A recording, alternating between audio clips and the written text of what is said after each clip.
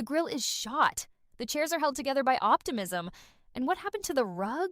Sounds like your outdoor setup is not ready for patio season. Fix it all with Wayfair. Shop Wayfair for grills, rugs, furniture, and more.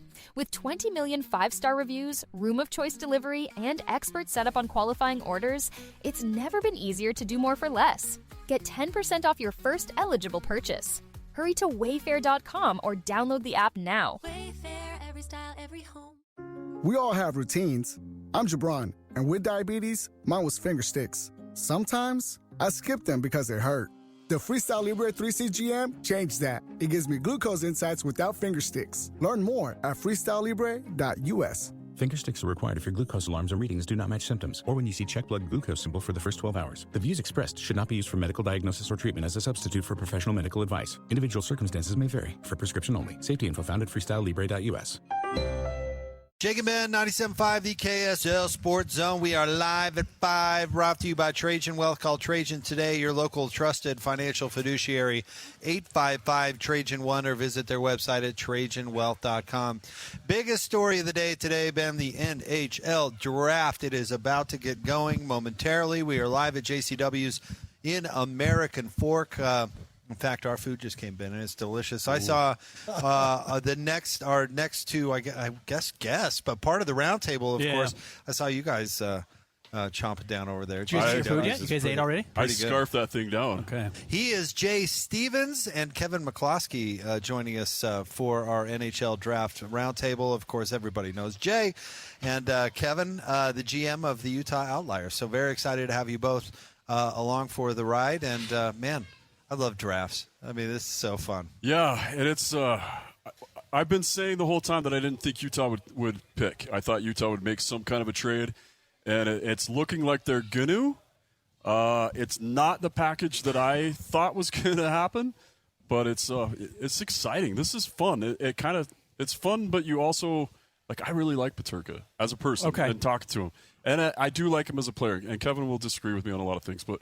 I do really like him as a player. I thought he was having a hard time fitting into the Utah system.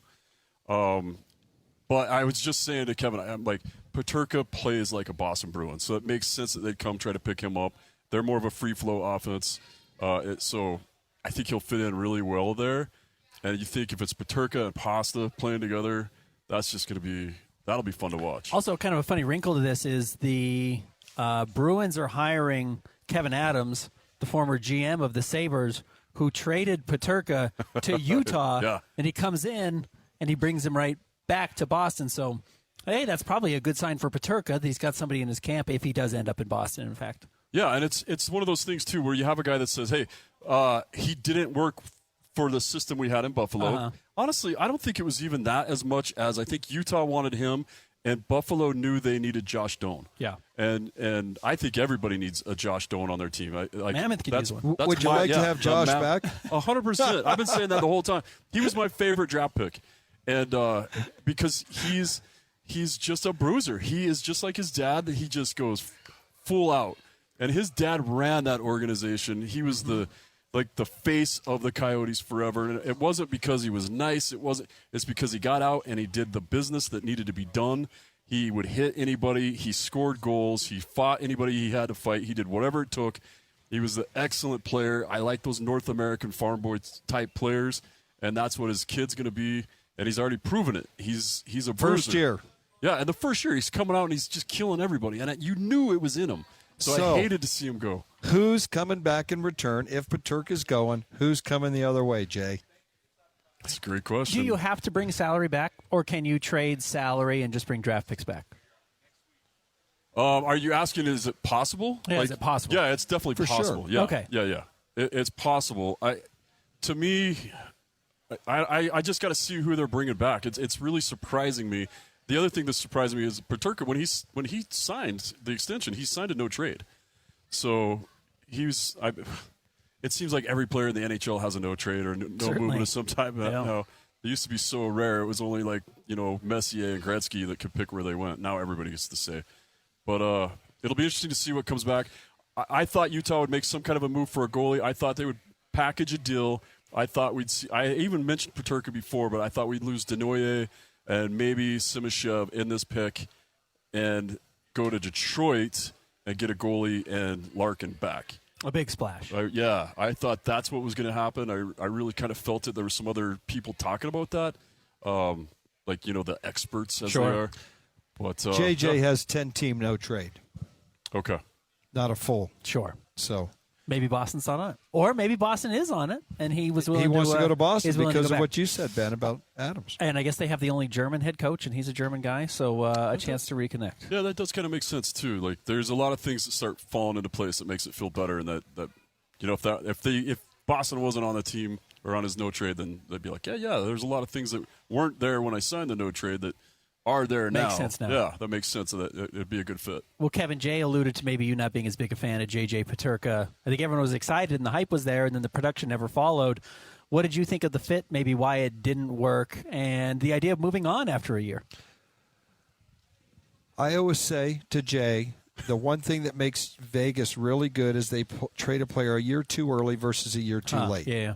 And if they feel that it didn't work here, I think it's right for the team to move on and for Bill to make a deal and move on and get something back that they feel will add to the organization and add to the success that they've built on this year. Why didn't I like Peterka? I don't dislike him.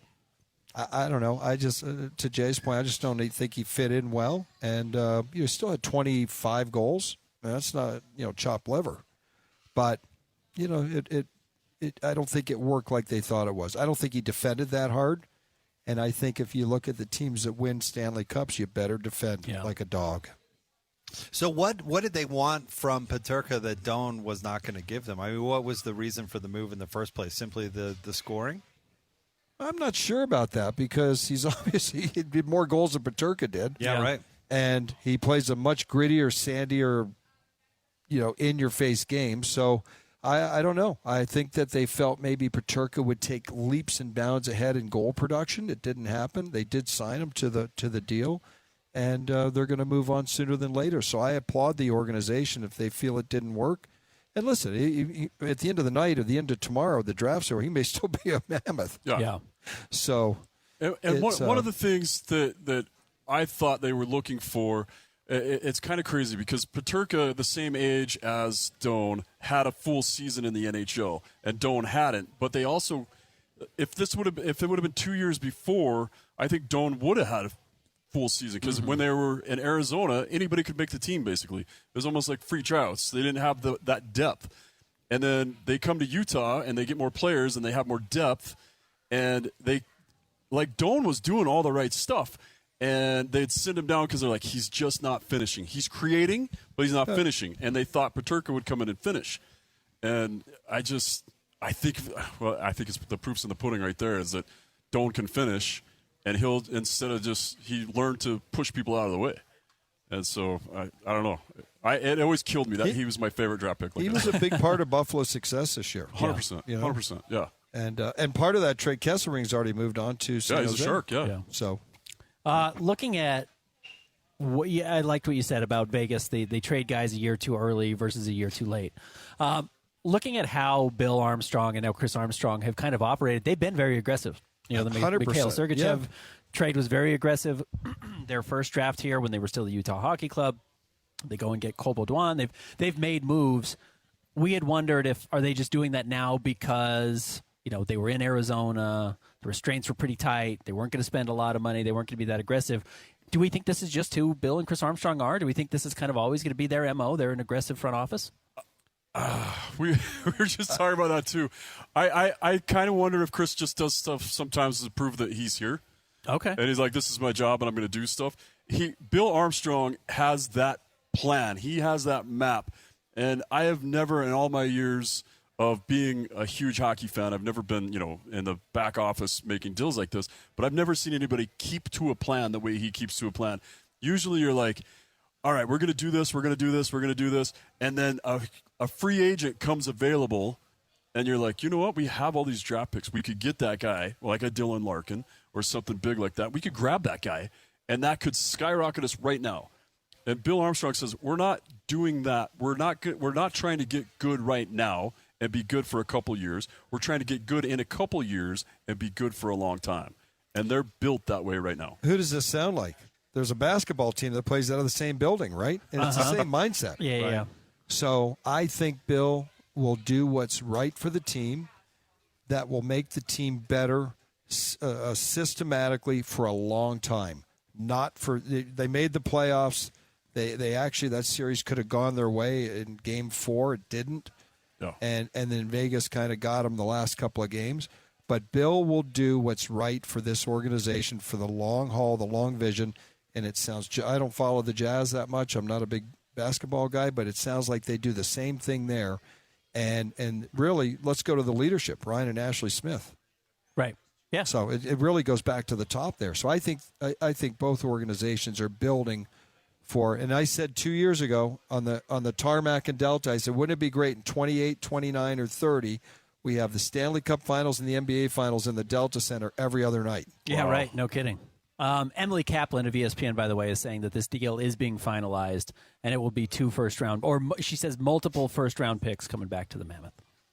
So do they make those picks if that turns out to be They true? don't have multiple picks this year. Boston doesn't. No. No, yeah. No, so they've this got, is the gonna- 23rd pick and then a future pick. So you're giving up a $7 million, 60-point guy to go back to the drawing board and just dump, wait just a minute. to dump the salary. Hold on. What did Florida do? Well, They flipped some number ones in and flipped them right to Ottawa for a player. So I think this is the beginning, not the end of this. Somebody else is looking. Oh, look, they're just showing Josh Stone on the TV here too. Well, they're in Buffalo. Yeah, the draft is in Buffalo. Yeah, it'll be interesting to see because somebody else is trying. It's Toronto. Toronto's trying to get more first-round picks this year. Somebody else is trying to pick up. So yeah, if you're willing to take a 19 and a 23 for a good player, and then maybe one of the prospects for somebody, I don't know. Well, right now I think San Jose is the lucky loser in that ping pong ball flip thing they did a month ago, because I think the best player in the draft is Ivar Stenberg. Yeah. I think he is phenomenal. I would take him over McKenna. Okay. But, I'll tell you a funny story about McKinnon in a few minutes here. But I love McKinnon for one reason. They played an outdoor game in State College, and he was at a team event in a local establishment, and he was with his mom. And this guy just started giving it to his mom. Oh, no. Yeah. And just, not physically, but just calling her out and cussing at her.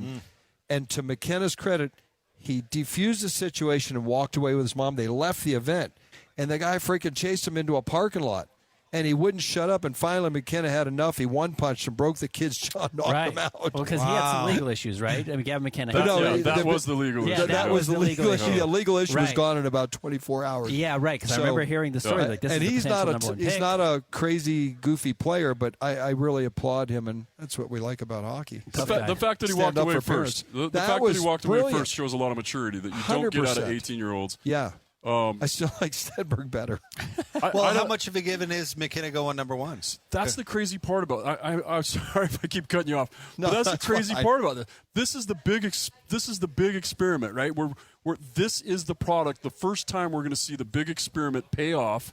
Of does this kid that played major juniors and then played NCAA, which is now supposed to be the major juniors, you prove yourself. NCAA is like the honing tool where you sharpen everything. Less games, more practices, more nutrition, more time in the gym. Go ahead. McKenna had an awful first half of the season.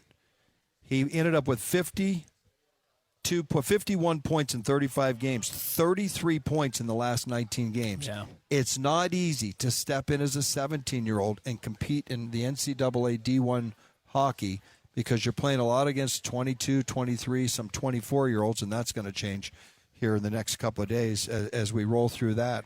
And you're going to see experiment number 2, Landon DuPont, next year, that just signed with Mission for a big $1 million for NIL money, and he'll be the first pick in the draft next year.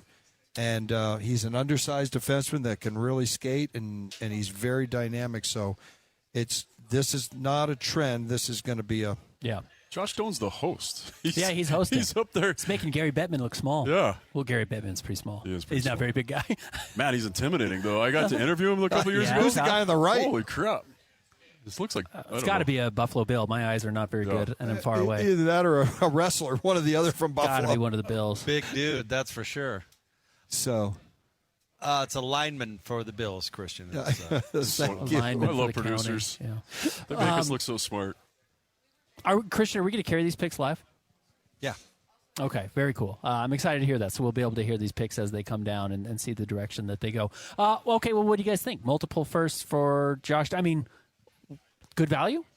Or for JJ Peterka? I mean, it's back to the drawing board, like you said, but at least they're not, doesn't seem like they're taking a bath on the trade. No, they're dumping salary, right? And there's something else happening. This isn't it. It's the beginning, not the end. This is step one of step two, because it doesn't make sense to dump a guy that can produce 60 points. What did he have this year? I think he was barely off from what he was the year before. 47 points, 25 goals, 22 assists. Yeah, so that's production. That's something we needed this year, right? It's tangible. It's here. And to dump that for draft picks, I don't see that being the final move. Something else is happening, and I'm excited to see what it is. But then you start looking back, and you're like, it's still not going to be Doan. Are you nervous?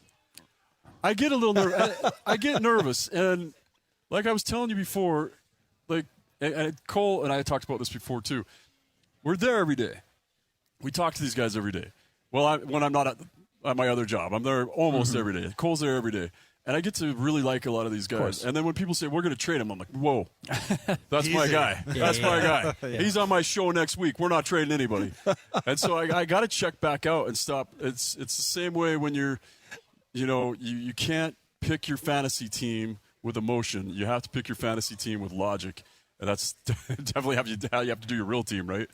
So it's tough. It's tough because the fans really love these guys, and it's I'm excited. I'm nervous. I can't wait to see what happens, and it should be happening any second. That's the fun part about the day one. Yeah, is when he gets up there and says, We have a trade to announce. There you go. That's the hardest part of my job because I deal with kids 20 and under. Right. And when I have to call a kid in and say, sorry, you're on the move, it is the worst handful of days of my 365-day year is when I have to tell a kid he's going. I hate cutting kids. That's I've never the traded same anybody, thing. but I have traded kids, and then their parents call me and say, "You can't trade them." But it's cutting. It's terrible. So it's bad for Bill. It's bad for Kevin. It's bad for Jay when you were in Ogden. There, it's the worst part of the job. I think Jake would like it. Oh yeah, You're I love cut that out stuff. for it. Yeah, no, I'd love the Grim Reaper. Yeah, exactly. Right. No, call me in. I'm happy to cut anybody. The Grim Reaper. Just destroying dreams. Give That's me what I do. To cut. Yeah. No, I remember talking to the Jazz old GM Dennis Lindsay about that, and the genuine. There was a guy that didn't express his feelings all that much, and when he would talk about having to release guys or trade guys or whatever, you could tell how much that how hard that was and how much it bothered him. Yeah. You know what? Do you ever watch Parks and Rec? Uh-huh. So you know how they have Chris Traeger and then they have Ben, the other guy? Uh-huh. And Chris Traeger's like happy and everything's great. And he tells everybody the best things, and then his sidekick comes in and says, "No, that's not happening. You're fired. We're taking money out of your budget. You got to cut people off." That's how I'd have to do it. Yeah. I'd have to. And Who do you think that is with? Okay. Oh, here we go. Well, let's go to the podium for the number one pick. Nothing like the passion of fans in Buffalo. It is now time for the first pick in the 2026 NHL Draft. Please welcome one of the Toronto Maple Leafs' most diehard and iconic fans.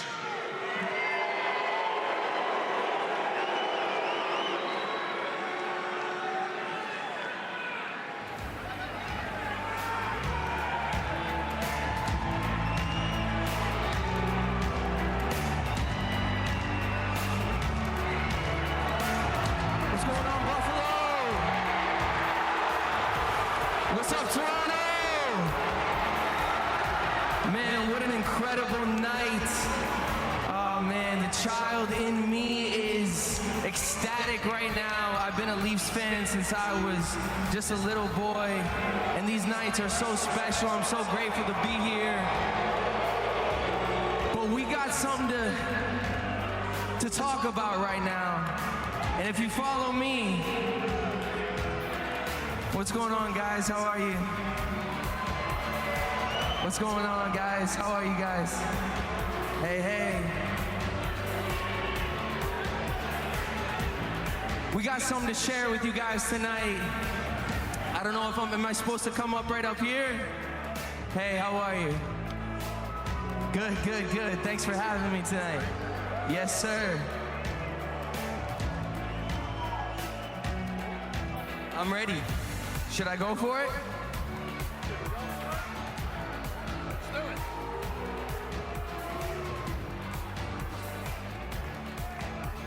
Mr. McKenna, we would like to draft you to the Toronto Maple Leafs. All right. A unique way to say it. That was Justin Bieber, by the way, who made the pick for the Maple Leafs. And it is, as we expected, guys, Gavin McKenna. At least you remembered his name. He's getting lectured, right? He's getting lectured from, Bettman's giving him a little lecture, and Bieber turned back and says, I don't care. So, yeah, there you go. The experiment worked. He is the number one pick, just like they've been saying for 3 years. San Jose is partying right now. Yeah, you think, I think this kid's going to be good, Stenlund. Yeah, he is going to be good. Stenberg, sorry. Stenlund's place for I team we know. I kept getting his last name right, but I kept saying Ivan instead of Ivar. It's Ivar Stenberg, yeah. So this next kid's going to be out of Sweden. He's a phenomenal. He's already been playing with men. This is what Austin Matthews did at 17 years old. He went to Sweden and played in the Swedish Elite League and played against men, and that took him from pretty good to, what did you have, 5 goals his first NHL game right after being drafted? Can we do corrections? He went to Switzerland. Yeah. So he played for Mark Crawford, former Stanley Cup winner. Aren't those the same country? How much can you tell about a guy based on where he's coming from? Like, he's Swedish, brought up through Swedish leagues, or goes to Switzerland, or goes and plays at Penn State, etc. I'll say my piece, and you say yours. Is that Go cool? ahead. Yep. My piece is that it's changing, because you used to always know you'd get people, I have to say this appropriately, from Europe that you thought were going to be real good finesse but not good physical players. That started changing with Mats Sundin and a couple guys like that. And then you would get, if you were looking at the CHL, you'd say, all right, if we're getting a guy out of the WHL, he's going to be physical. If we're getting a guy out of the Quebec Maritimes, that's going to be your finesse players. And then the OHL guys are going to be your second, third line guys. Like, the Dubs, always your fourth line bangers, but now it's like pretty spread out. So I think they should go back to a 20-year-old draft. Yeah. Okay. In 1978, I was in the 77 draft to the North Stars, and I was the second last 20-year-old draft. And we got breaking news. We got breaking news here. We'll finish that story. Yes, we'll come back to it. It's not just me that interrupts, Kevin. It could be the second hour. It's a unique story. So the picks going to the Utah Mammoth from Boston are this year's first, which is the 23rd overall pick, and then a 2028 Florida first-round pick, and it's top 10 protected. Okay. Wow. That's pretty good. Okay. But I still think they do it. I agree, but it's still a heck of a return. That's something. A top 10 protected in 2 years is something that somebody else is going to want. Utah has plenty of stock. They have the only thing they don't have they have one goalie in their prospect pool right now. Right. They haven't re-signed Matty V or Stauber yet. So they've got Robble. So I still see something else happening, but I think Utah's so deep prospect-wise that they don't need those picks, and they can use them to get a now player. Okay, I agree. We don't agree very often, so this must be happening. We agree more than you think. We have so much in common. Anyway, so the 20-year-old draft makes a big difference. You get to see the kids for 2 more years. Sure. You get to play a couple years of midget hockey, 3 years of junior hockey, then you go to your draft. You could also take a kid in the first round, the top 10 picks, if he was 1 year younger, and he would have to play in the NHL. But I think every GM out there, all 32 of them would say, I'd rather be choosing a 20-year-old than an 18-year-old. Sure. And I don't care what part of the world they're from, because they're older, they're more mature, they've grown, you can see how they develop. It's less risk. It's less financial risk, 100%, right? They used to complain it was risk when it was a 20-year-old draft. Yeah. I think with all the changes that are happening with junior hockey right now, and I don't know how the NIL and all the new stuff is affecting basketball. I know it's kind of blowing up basketball and football.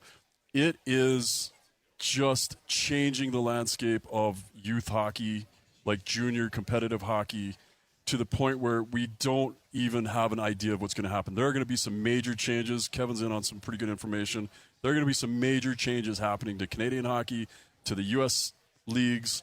I think that you're going to see it across the board with kids being able to make money, still play in college, and college is going to be such a – because right now, it's the best kids in the world go play in major juniors, and they were ineligible to play college. Right, but now you can get a big contract and still go play at an elite college, right? Yeah. I mean, that's the idea. Yeah, It's like Landon Dupont from the Everett Silvertips. Uh-huh. He's an 09 birth year. He's had, I don't know, he's had 2 years of junior already. He's a defenseman, a right shot D. He's already had like 2 90-point seasons, 85 or 90-point seasons. He's a very dynamic player. He'll go to Michigan, cash a nice check this year, and he'll be Gavin McKenna next year. Okay. If you're just joining us, J.J. Peterka appears to be on the move from the Utah Mammoth, headed to Boston in exchange for 2 first-round picks, the 23rd pick in tonight's draft, and a 2028 first-round pick that is top 10 protected. Currently on the clock right now are the San Jose Sharks. What's the deal? The Vancouver Canucks. Every will time be we coming watch, up San after Jose's that. at the very top of the draft. Those Every guys. time I watch, they've won the lottery. They moved up. They've been terrible for a while, and then they also pulled some pretty good moves. I actually, not Anson Carter. Who's their GM? Greer. So when Greer took over as GM, and the first thing he did was dump Hurdle. Pavelski was a sacrifice before he was officially the GM. He got rid of Pavelski, Hurdle. He started getting rid of all the guys, and you're like, man, he's destroying anything this team had. It's clearly a rebuild, and he's done a great job. They burned down the house, and it's growing back. You guys have been covering the Jazz for so long. You've seen the playbook, and I hadn't seen that playbook. So when he came in and burned down the Sharks, I'm like, this is horrible to see, because those Sharks fans are such great fans. It's such a great building to go watch a game in, and they're so rabid about it. And to see him just decimate all their talent, everybody just got dealt off to other teams. And you're like, this doesn't usually happen in the NHL. But you get a guy like Celebrini, it's all worth it? Man, yes. Celebrini. Well, and others. Smith, you got the previous year.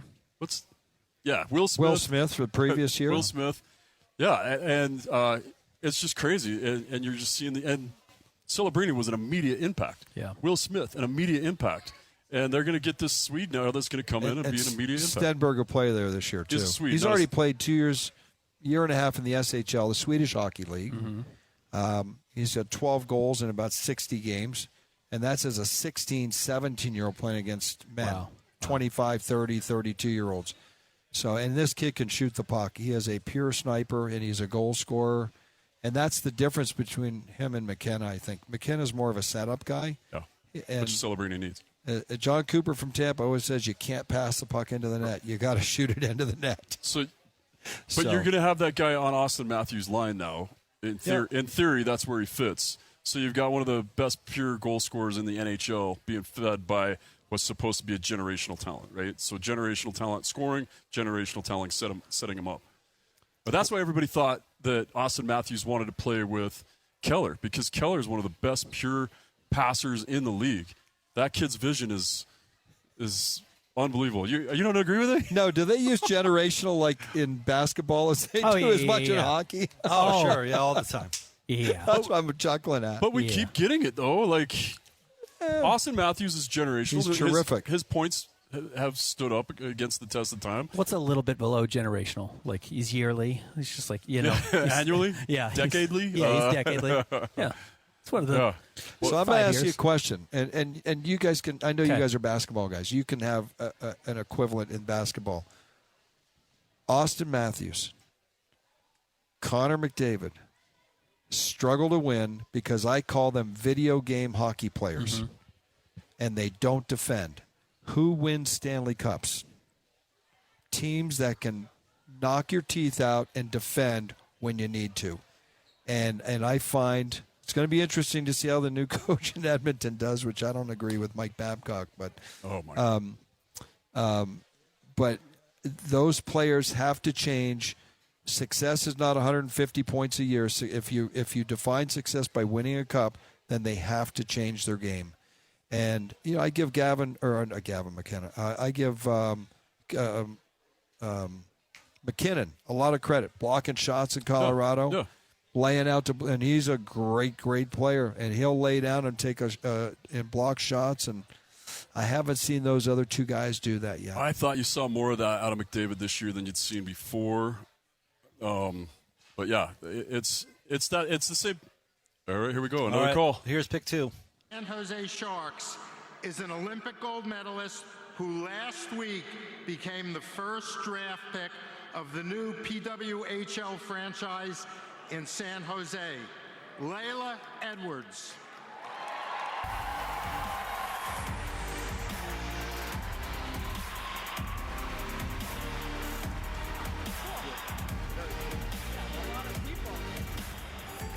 All right. How's it going, Buffalo? All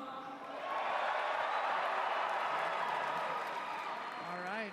Well, thanks for having me tonight, and I'll just get right into it. I love it. Here we go. Do I just let it play out? You should have brought the gold medal. I know. I should have brought the gold medal, he said. Dang it. Dang it. Well, with the second overall selection in the 2026 NHL Draft, the San Jose Sharks are proud to select from the Frölunda Swedish League, Ivar Stenberg. All right, there you go. The number 2 pick. Kevin, you called it. You saw it coming. Ivar Stenberg, and you love this pick for San Jose. I really do. By the way, he played in the World Juniors this year and had 10 points in 7 games, but he also played in the World Championships with the men's team and had 4 goals, 4 assists in 8 games. He was a point a game in the Worlds for Sweden. So this kid, I cannot imagine, barring injury or something, he's not on the team and on the roster this year.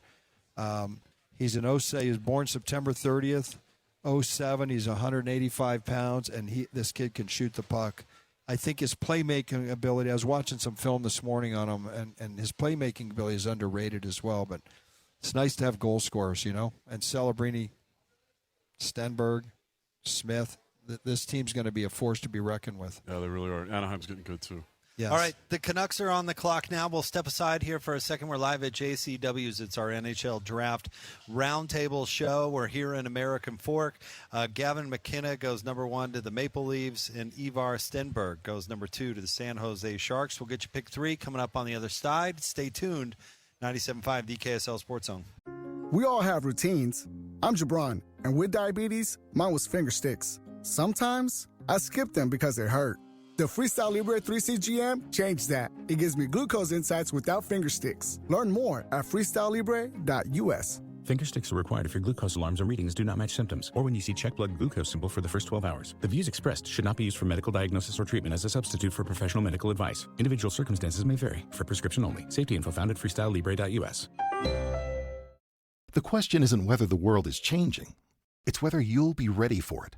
At Arizona State University, your education is built around the careers of the future. You learn from renowned faculty and researchers who are driving their fields forward, not just teaching about it. It's why we're ranked number 1 in innovation and number 2 in employability among U.S. public universities. Future-proof your career. Explore more than 350 programs at asuonline.asu.edu. That's a degree better. Ice Cube's Big 3 is back. The most competitive basketball league on earth is on CBS this Saturday. Big 3 All-Star Dwight Howard and the LA Riot take on Greg Monroe and the Dallas Power. Then in another clash of undefeated teams, Earl Clark and Coach Steven Jackson lead the DMV Trilogy against Montrezl Harrell, Coach Dr. J, and the Chicago Triplets. The game played the way you love. Watch live Saturday on CBS at 4 p.m. Eastern, 1 p.m. Pacific, and catch replays Monday on BET. Presented by iHeart. Make game day yours. Tickets, food and drinks, stats, and streaming. Everything you need is in the Utah Mammoth app. Download today and make game night easy. Download on both Android and iPhone. Tusk Top. If you walk into a room and can't remember why, it could be nothing or something more. If you confuse a familiar recipe, it could be a slip-up. Or it could be associated with amyloid plaque buildup in the brain. Amyloid is a protein that your body produces naturally, but a buildup in the brain could lead to memory and thinking issues. To see what may be behind your memory and thinking issues, talk to your doctor about getting a full assessment. It's never too early to start the conversation. Visit amyloid.com to learn more. NHL Draft Roundtable Show, 97.5, the KSL Sports Zone, live today from JCW's in American Fork, 580 East State Street. Come on by and say hello. Hanging out with us, of course, Jake and Ben. Jay Stevens is with us, and Kevin McClosky as well, as we're keeping an eye on the draft. It's been busy night already for the Mammoth. We'll reset that here in a minute. But right now, Vancouver is on the clock with pick number 3. Gavin McKenna went 1 to the Leaves, and then Ivar Stenberg goes number 2 to the San Jose Sharks. The Mammoth reportedly are trading J.J. Peterka to Boston in exchange for the 23rd pick tonight and a top 10 protected pick in the 2028 draft. I'll tell you what, Jay, we're 2 picks in, and we've already had a big night. Yeah, it's that's what's exciting about the draft. It seems to happen every year. It's exciting. There's big trades. It usually doesn't, for years it really didn't matter that much to us, but it's fun watching Utah do something. It takes me back to 2024, being at the Sphere and just being so pumped to be there. And I was on the air and just waiting for Utah to get ready to make their selection, and all of a sudden they made the trade to bring us Sergei. And it was so cool that I'm a fireman. I haven't been a journalist for very long. I'm a podcast, so to be able to break something like that, to be standing in there and talk about it live, it was pretty exciting. To get an NHL team and to be able to break a trade like that live was just all right, here we go. Here's Vancouver at 3. Is an acclaimed actress known for her fan-favorite performance as Robin on the hit series How I Met Your Mother. Please welcome Vancouver native and Canucks fan, Kobe Smulders. Hey, Canucks fans. I am so thrilled to be here. Today is an exciting step forward for our favorite team, my favorite team. With the overall 3rd pick for the 2026 pick is Caleb Malhotra. Let's go. Go Canucks. Nice. Vancouver takes Caleb Malhotra. Their coach's son. Oh, get out of town. Dead serious. Vancouver just picked Malhotra. So Manny Malhotra, longtime Columbus Blue Jacket, longtime coach, married to you guys will like this part, Tyson Nash, right? That's his Tyson Nash's sister is married to Manny Malhotra. Okay. So this is Tyson Nash's uncle or nephew. Okay. That just got drafted. Phenomenal player. The pedigree is unreal as far like you look at both sides. His mom was a college athlete. I think she was a professional athlete at some point too. And then Manny Malhotra, when I was an equipment rep, Manny was one of my guys. And I was working for a company called Eagle, and I'd call him and be like, hey, we're coming out with a new glove. He's like, send it. I'll drop him tonight, because he was a rough player. He scored a ton of goals, but he was a bruiser too. He's like, yeah, those will drop just fine. So he would wear anything I sent him. He's one of the nicest guys in the world, really technical guy. And this kid comes in. This is a huge pickup. A lot of people thought they wouldn't draft him because of that. He was clearly the number 3 pick, and they didn't think they'd draft him because of his dad being the head coach. Nepo baby. Because yeah, exactly. And then what do you say? Like if you're having a team meeting and you need to talk about your coach or whatever, right? Like, are you going to be able to have a real open discussion about your coach in a closed-door team meeting when the coach's son is sitting right there? Nope. But yeah, the answer to no, that is you are you cannot. So there's pros and cons to it. I've never known anybody to say anything negative about Manny Malhotra. Like, just a phenomenal person. And this kid has. I was watching a lot of the tapes on him over the last few days, and he just seems like a phenomenal kid as well. His uncle is Steve Nash, by the way. Yeah. Did you say that? Yeah. So he's also going to school next year. Where's he going? BU. Okay. And he's leaving the OHL. He's going to Boston University. He'll develop there for a year. And I have a question. When will the NHL team start feeding a little NIL money into the schools to maybe delay an NHL contract for a year, which gets them to their restricted free agent a year later? A little more development. Get to see. And I bet it's already happening. Yeah. I don't know if it is, but it will. I don't know if the CBA would like it. The union would like it, but Got to find a carve out. Yeah, someone's donating money, and we don't know how they got it.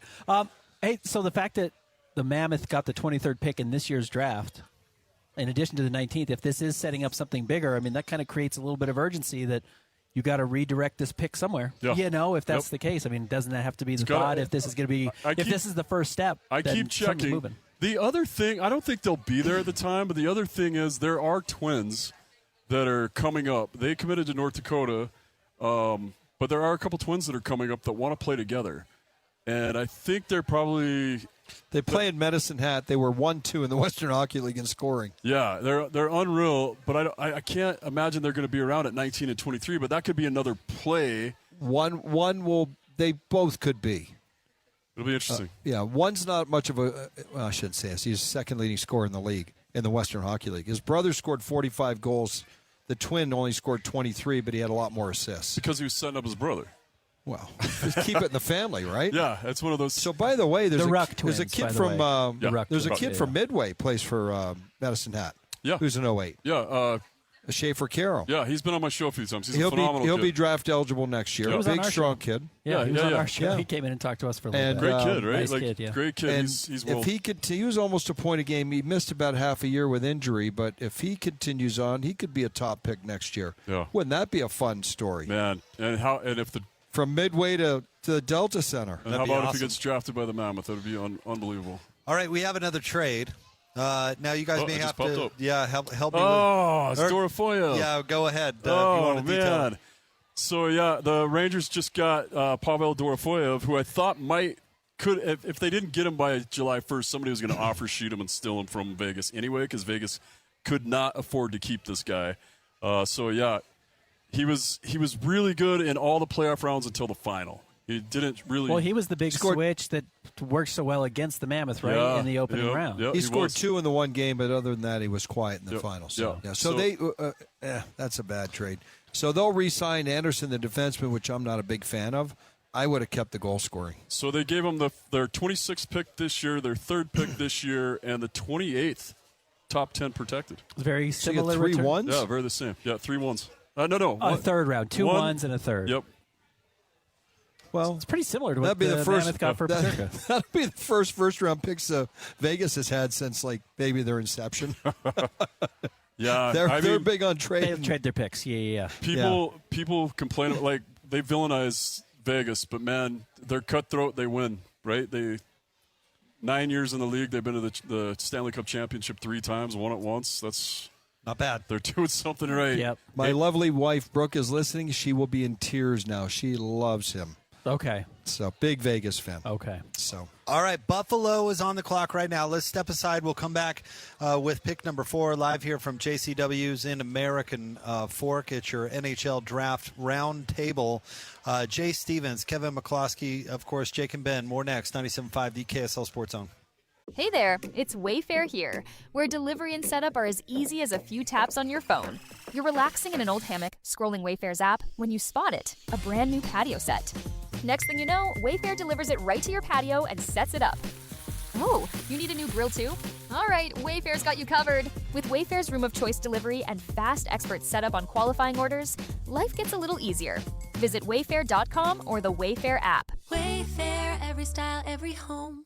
Ice Cube's Big 3 is back. The most competitive basketball league on earth is on CBS this Saturday. Big 3 All-Star Dwight Howard and the LA Riot take on Greg Monroe and the Dallas Power. Then in another clash of undefeated teams, Earl Clark and Coach Steven Jackson lead the DMV Trilogy against Montrezl Harrell, Coach Dr. J, and the Chicago Triplets. The game played the way you love. Watch live Saturday on CBS at 4 p.m. Eastern, 1 p.m. Pacific, and catch replays Monday on BET. Presented by iHeart.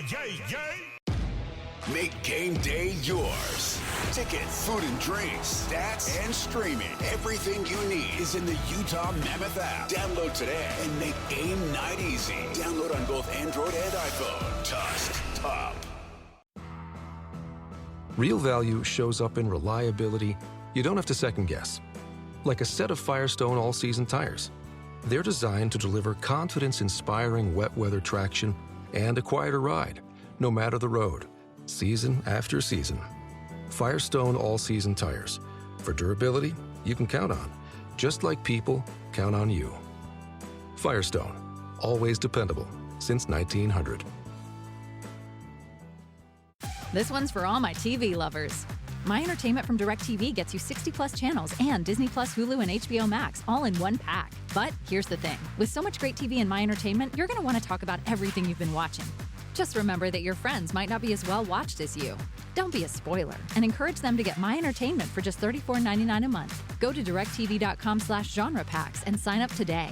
New customers only. Service renews monthly unless canceled. Credit card required. Conditions apply to apps. HBO Max Basic with ads begins after DirecTV 5-day trial. Learn more at directtv.com. Restrictions apply.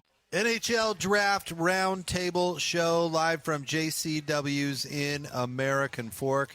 Jake and Ben joined by Jay Stevens and Kevin McClosky as we will take you through the NHL Draft. Coming up at the top of the 6 o'clock hour, Jake Hatch will take over for us, and Jay and Kevin will keep on going. We do have a pick that has come in. With the number 4 pick, the Buffalo Sabres are taking Daxon Rudolph. Kevin, Daxon Rudolph goes to Buffalo. What can you tell us about Daxon? He is played in Prince George in the Western Hockey League. Big, strong kid, and he can score goals. And he's been 4 years in the Western Hockey League. And I'd be curious to see if he's going to college now. That's the big question. Is it going to be college for a year or right to the American Hockey League? That's one thing that you got to remember, that the NHL teams now can send one 19-year-old to their American League affiliate. So that's 32 more players out of the Canadian Hockey League, the major juniors. That gets into a whole nother story. But we'll see if he goes the college route or the American Hockey League route. Does this feel like it's going chalk so far, or does Rudolph feel like a little bit of a reach, or is anyone slipping that we're seeing early on? He went fifth? Was he fifth? Fourth. So he was projected 7th. Okay. So it's maybe a little bit of reach, but not bad. In the zip code. Okay. I've got like 4 different lists of where people thought other people would go. It's pretty accurate. Waiting for a big surprise. The thing that's not on the list, Kevin doesn't agree with me on this one either, but there's going to be a goalie taken in the first round. There are 3 really good goalies right now that have unlimited potential, and somebody's going to grab one of them. That was my projection. Is I thought if the Mammoth kept that 19th pick, that they'd reach in and try to grab one of these goaltenders. I think that'd be the only one that surprised anybody. But it always seems to surprise somebody when a goalie goes in the first round because goalies take forever to develop, and that's what we're looking at with Robble. And he knew that's why he stayed longer in college, and he didn't sign last year. He signed this year because he knew he needed another year of development in college, and that helped the Mammoth a ton with the cap. So they're going to pay him $970,000 or $980,000. If he's in Tucson, he'll be getting paid $67,500 or $70,000. Yeah, I thought plus his 1/3 of his signing bonus. Yeah, I thought first rounders it was like $970,000 and $97,000 down. It was like 10%. Maybe it's gone up. Crazy. Yeah. I aired Prince Albert Raiders, not the Randolph or Rudolph. Okay. And he is going to Denver. Okay. National champions, Denver. Yeah. That's where the goalie is going that I'm trying to talk about. It's this Harrison Bottiger. So clue me in, why does it take so long to develop goaltenders? Yeah, it's just every time you advance, the speed is so different, and it's not just the speed; it's the patience, which kind of seems like I'm saying it's a dichotomy of a statement, right? Because the puck moves a lot faster. You have to get to that puck faster, but those players don't just shoot right away. They have more patience. So either they're going to beat you with that speed or they're going to watch you fly by and then beat you with their patience. And every level you go up, both of those parts get better, and then they're more accurate. And they've shown it. I mean, they put like sumo wrestlers in the net and had George Peros, who had, I think, 16 goals in 12 years.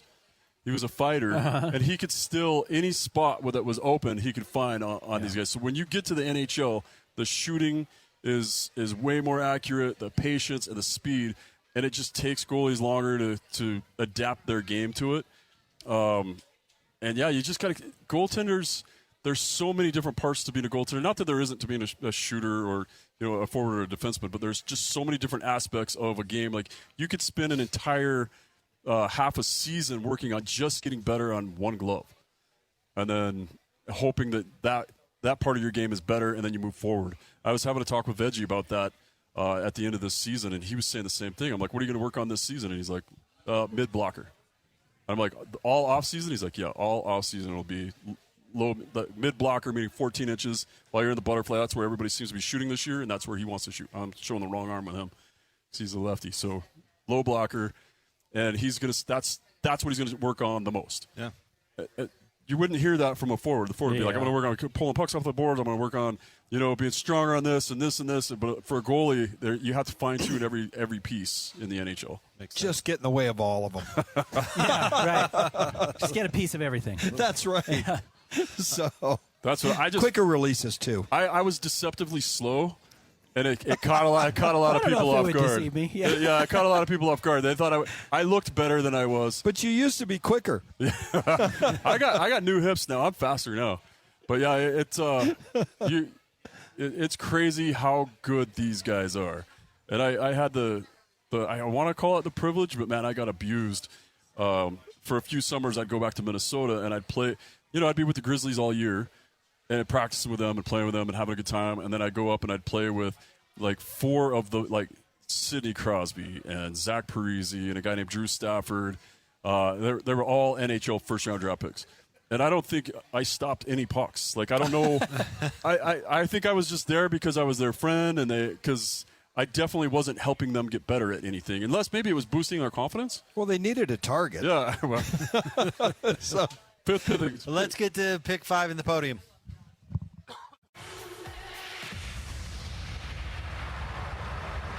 With the 5th overall selection in the 2026 NHL Draft, the New York Rangers select from Jokerit and Munchen of the Finnish and German leagues, Alberts Smits. Okay, there you go. That's the New York Rangers. They take Alberts Smits, who is a defenseman. What do we know about this guy, Kevin? Well, I know his advisor and agent, and I saw him play in Dallas last year. I was there recruiting the U18 Worlds, and I called his agent and said, any shot we get that kid? He goes, you got no shot. He's a first-round pick this year, top 5. Really good defenseman, just really smooth. He's a big, strong kid, moves the puck really well. He went and played pro this year as a 17 turning 18-year-old and had a terrific year. Obviously, his draft stock just skyrocketed. Yeah, especially at Worlds. So, yeah. Those World Juniors tournaments, when a kid plays like that, it stands out. Well, he was at the 18s last year. Yeah, the way they stand out is that's when you know they're going to go top 10. When you guys start looking at, when you're breaking down a draft, do you look at tiers? You're saying these guys are top 6, these guys are top 12. Is that how you break it down in the NHL? It's a common thing they do in the NBA. This is like, you know what I mean? As you're looking through the first round. What I'm trying to get to is, at what point do you start looking at names that maybe, you thought they could have been available for the Mammoth at 19? Like, when could they start coming off the board? Yeah, it's weird because the way it's done mostly is North American and then European, and then you'll have them ranked basically 1 through 100. And then you got to figure out who. Then you start kind of shuffling the deck, and that's where it gets a little confusing because depending on your scouting staff and how they feel about the European game versus the North American game, that's where it gets weird. And you can see that it goes, North American, and then we're European. I think the next pick is also European, and then I got 5 in a row, 6 in a row North American kids. So it just gets really hard. Depending on what you can watch, because Kevin's scouting all the time, so he's having to watch a lot of game tape, and I just watch games. Yeah. And I buy every subscription. It drives my wife nuts because, I'll watch every subscription. Oh, here we go, another trade. Another trade's coming up. I don't know who it is. Oh, it just popped on my watch. The Utah Mammoth made another trade. The Mammoth are making another trade right now. Hold on. They're moving up. We're working on it. We are live from. No, that's just officially announced. They just announced the Boston trade. Okay. There you go. That makes a little more sense. So not an additional trade. If you are just joining me, the Mammoth have made a trade, or joining us. The Mammoth made a trade earlier tonight with the Boston Bruins, sending J.J. Peterka to Boston in exchange for the 23rd pick in this draft, and then a top 10 protected first-round pick in 2028. So we saw Gary Bettman make it official at the draft that the Mammoth are making the trade. I can't see Boston. on my watch that well, so I got really excited. I'm like, I see the Mammoth logo. So they're reacquiring Peterka? They're reversing the trade. All right. Well, coming up next, Jay Catch is going to step in for Ben and I, as these guys will take you throughout the rest of the first round. Jay, Kevin, got to tell you, this was a lot of fun. Yeah, Thanks for fun. letting us hang out, and we'll be listening for the rest of the draft. This hockey stuff's fun. It is fun. You know what? I totally admit I was not into hockey. The Mammoth come to town. I got to dive in on this thing, and it 100% is fun. Pays off. It's been fun for us to watch other people catch this fever. And now you've got it. It's herpes. It's in you.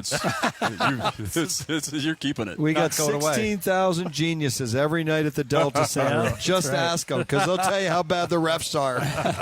That's easy to spot. I can do that. That's right. All right, these guys sticking around. We'll have more NHL Draft Roundtable coming up next.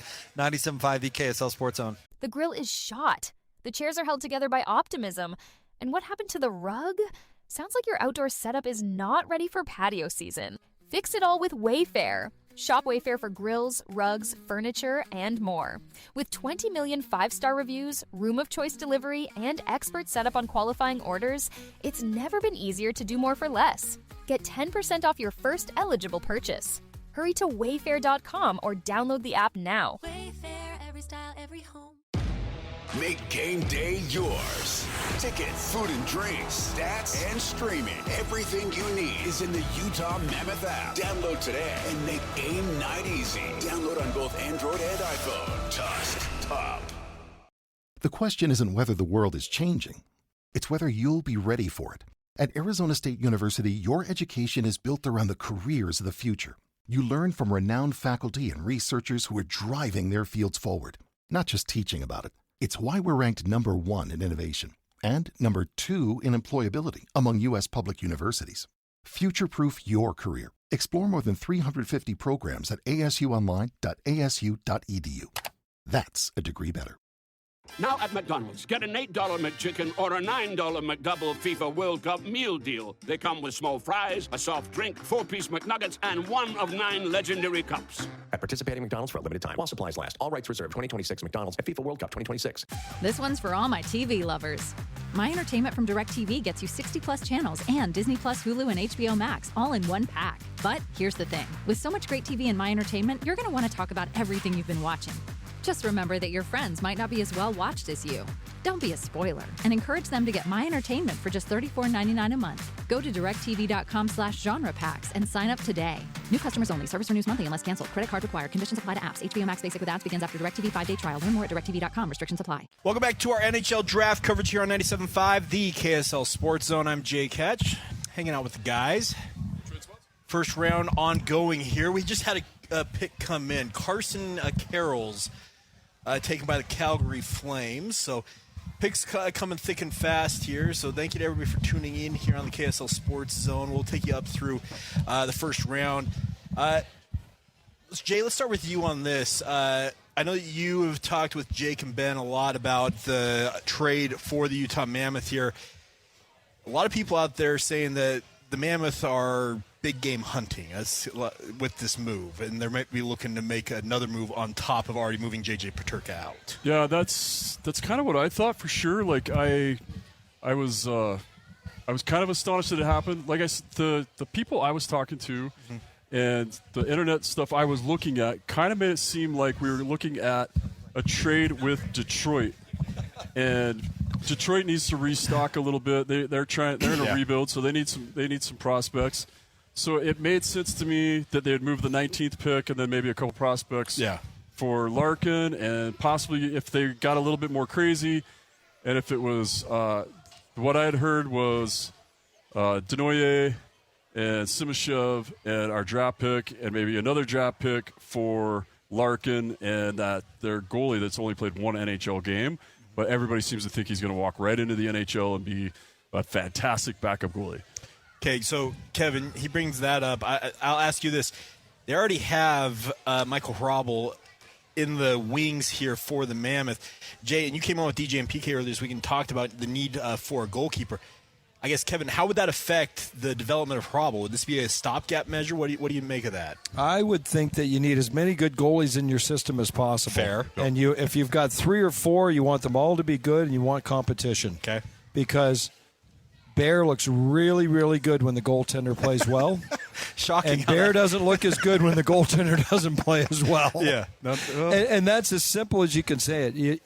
Goaltending prospects you can never have enough. Yeah. So, but that's one of the things we were talking about too. Is the thing about Hrabal is he's played 3 American League games. Yeah. Right. He was called. He got signed on that entry level deal after the NHL, the college season wrapped up, and then he went down to Tucson and he barely played. Yeah, I mean, they were in the playoffs. He was getting in some games. It was 3 or 5 games. I really should have looked it up. I was looking at all the draft picks. I wasn't looking at who it's we like already 5. Have. It's 5 games. 5, okay. And 3, 1, and 1. In those 5 games, he did amazing. He's already up for save of the year in the AHL, which is crazy. Yeah. But he's a phenomenal goalie. But like we were just talking about, goalies take time to develop. This kid needs a year. Not everybody's Marc-Andre Fleury and can get drafted and play immediately and have a huge impact on your team. It takes some time. It takes mental. One of the other things I didn't talk about, I talked about having to fix all the little pieces of your game. A real big part of being a goalie is being mentally stable. And that takes a lot of abuse and then recovery from the abuse. Like, you have to have good games and you have to have bad games, and you have to learn from both of those. You have to learn how to win. You have to learn how to lose. You have to learn how, to be in a 5-0 game and a 1-1 game or a 1-0 game. Yeah. And it takes time to do it at those levels and to get that acceptance. It's almost I think that's the word that I would come up with for me was acceptance. Is that finally I could figure out, like, that one was my fault. I should have had that, or that one was not my fault. Because at first everything that goes past you feels like your fault. And that's a hard way to play the game. And it's not healthy. You have to understand the whole balance of everything. And, even just, you still get, goalies are all still super competitive and they wanted everyone. But when you get to that point where you're mature and you're like, okay, that wasn't all on me. Maybe I could have had it, but it wasn't all on me. And I'm not going to freak out. I'm going to be balanced. I'm going to be just a solid rock back there. Remember, they drafted a goalie last year, the Mammoth, Ivan Takarenko, who's an 07 kid. He's 6'3", he's Russian. He's going to go back for his 3rd year in the MHL, which is the equivalent of the American Hockey League under the KHL in Russia. Okay. Yeah. So he's playing against men. He plays for UFA, which is a terrific program. He's already played 70 games. Yeah, and he was here last year for camp and during the regular season. He looked decent. He looked really good. Honestly, I thought the best goalie that was in the system last year, Hrabal was obviously amazing, but I thought Matt Villalta was the most solid, and it seemed like the people that were playing in front of him felt the best out of all the prospects. We got another pick in the Seattle Kraken. I believe it was 8th overall selection, taking Chase Reed, defenseman, 18 years old. And a lot of these guys are all kind of the same age range, between 18, 19, in some cases maybe as high as 20 years old for the most part. Not even. You're allowed 3 years once you're draft eligible. Okay. So the cutoff date is the 15th of September is your last day of being eligible for the draft. So if you're September 16th, you go to the following year. The kid from Midway, Schaefer Carroll, is a late month. So he's one of those guys so he'll be next year, right? Okay. Even though he's an 08. So he kind of gets an extra year to cook. Yes. Okay. So it kind of depends on where your birthday falls then in that respect. Chase Reed's going to Michigan State. He's an American kid that went and played Canadian junior hockey, and he is a big, strong kid. He averaged 26 minutes a game this year, and 6'2", couple 100 pounds. He had a lot of points, and he played for the USA in the World Juniors. And so he goes to Seattle. Yeah, the Kraken are an interesting case because they have been one of those teams that's kind of been rumored to be considering making some moves and whatnot. Well, they tried. The Jason Robertson deal last night. Yeah. Reportedly wouldn't go for, it was $15 million for right? 8 years. In a state that has no state income tax. So that's a which huge... is changing, by the way, apparently. I heard that was changing. So I know that the Washington, they've had a little bit of a kerfuffle with the Seattle NFL. the Seattle Seahawks apparently are considering all kinds of things with regards to they may be changing that tax Okay. law. Anyways. All right, we got Cole Bagley, who's our Utah Mammoth insider for KSLSports.com, joining us. He is up at the Mammoth Ice Center covering everything tonight. Cole, thanks for carving out some time for us. How are you, sir? Good. How you guys doing? Doing fantastic. Well, let's get it out of the way. Your reaction to the J.J. Peterka deal? Yeah, it was time to move on. Just unfortunately kind of a failed experiment. I think there was, there were a lot of expectations, right? They went out and made a move last summer and tried to bring in somebody that they thought could be paired with Cooley and Gunther, and which never really turned out. And then eventually, you got into later on in the season, he dropped into the bottom six, and then in the playoffs, he's eventually getting, benched and not playing when you need all of your players to be at their very best. He just wasn't, and just overall wasn't a good fit. And I think they got some good value and assets that they could use, to potentially pursue other deals. Yeah, it is sad. It gives you a little bit of hope, and it kind of goes to the whole thing of when they re-ups Bear and Forsyth, and you're like, okay, they like the things they're doing. And to Kevin's credit, the thing he keeps saying is, hey, it didn't work. We're not going to keep trying to make it work. Let's move on. So in that same breath, do we expect to see another move? Because this being a precursor. Yeah, because there was another player that we signed to a 3-year deal that wasn't really working out at all. And Tanev, do they dump Tanev? And if they try, is anybody interested after the year he just had? That's the hard part, right?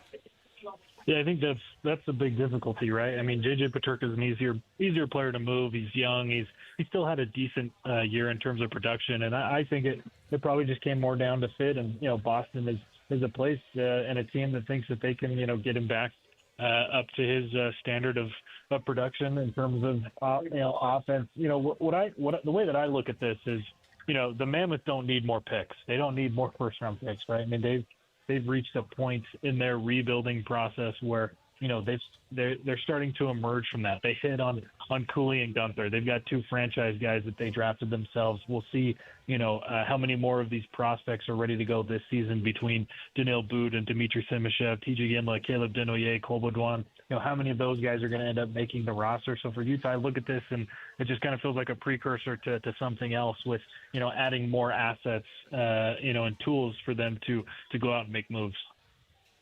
I would agree. I think they can add players now, not necessarily more picks. I think the picks are a means to an end. There's something else coming down the road, and I think if Bill sees something available at pick 9, 10, 11, he'll pull the trigger. He did that with Cole Baudouin the first year. He moved up. He moved up out of this into the late first round, 23 or 4. Somewhere in that and realm, took a kid that was there that they really valued. And look, he had a terrific year in Barrie this year. He was the captain of the team. And the Canadians wanted him. Montreal was that was their guy. Yeah, I think that he ends up obviously starting the year in Tucson and let him develop. Yeah, so Cole, when it comes to the way that Bill operates, you and I, we've talked a lot about this. He's always going to sniff around and hunt for deals. That's his nature. The question is, how trigger happy is he? And I guess I'll get your thought on that. Do you feel like he's ready to make moves? I think it's very dependent on what's available. When I look at players that are asking for trades, you look at a guy like Brady Tkachuk. Sure. That one obviously, 26 years old. But then you look at some of the other names. You look at a guy like Dylan Larkin. You look at potentially Zach Werenski.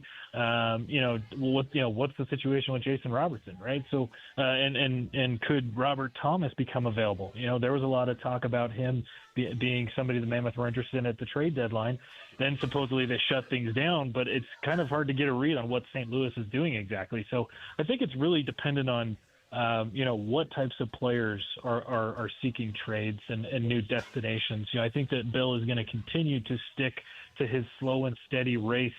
His slow and steady process is going to win the race, right? He's not trying to jump any steps. He's not trying to make a leap when, the process that they've stuck to since the start of the rebuild has worked, right? They've seen steady progression every single year. They've increased their point totals. They've made the playoffs. They looked good in the playoffs. They didn't look like, that we just so happened to get hot at the right time. No, they look like they belong, and they can build off that. So, yeah, as you said, Bill is a guy that's always going to look for. He's always going to call in and engage and try to get an idea of what teams are looking for. But I think whether or not he pulls the trigger is dependent on what does he have to give up, and does that player match Utah's timeline? I wake up every day and try to find ways to make this team better. That's what he says at every press conference. He does. And that's one thing.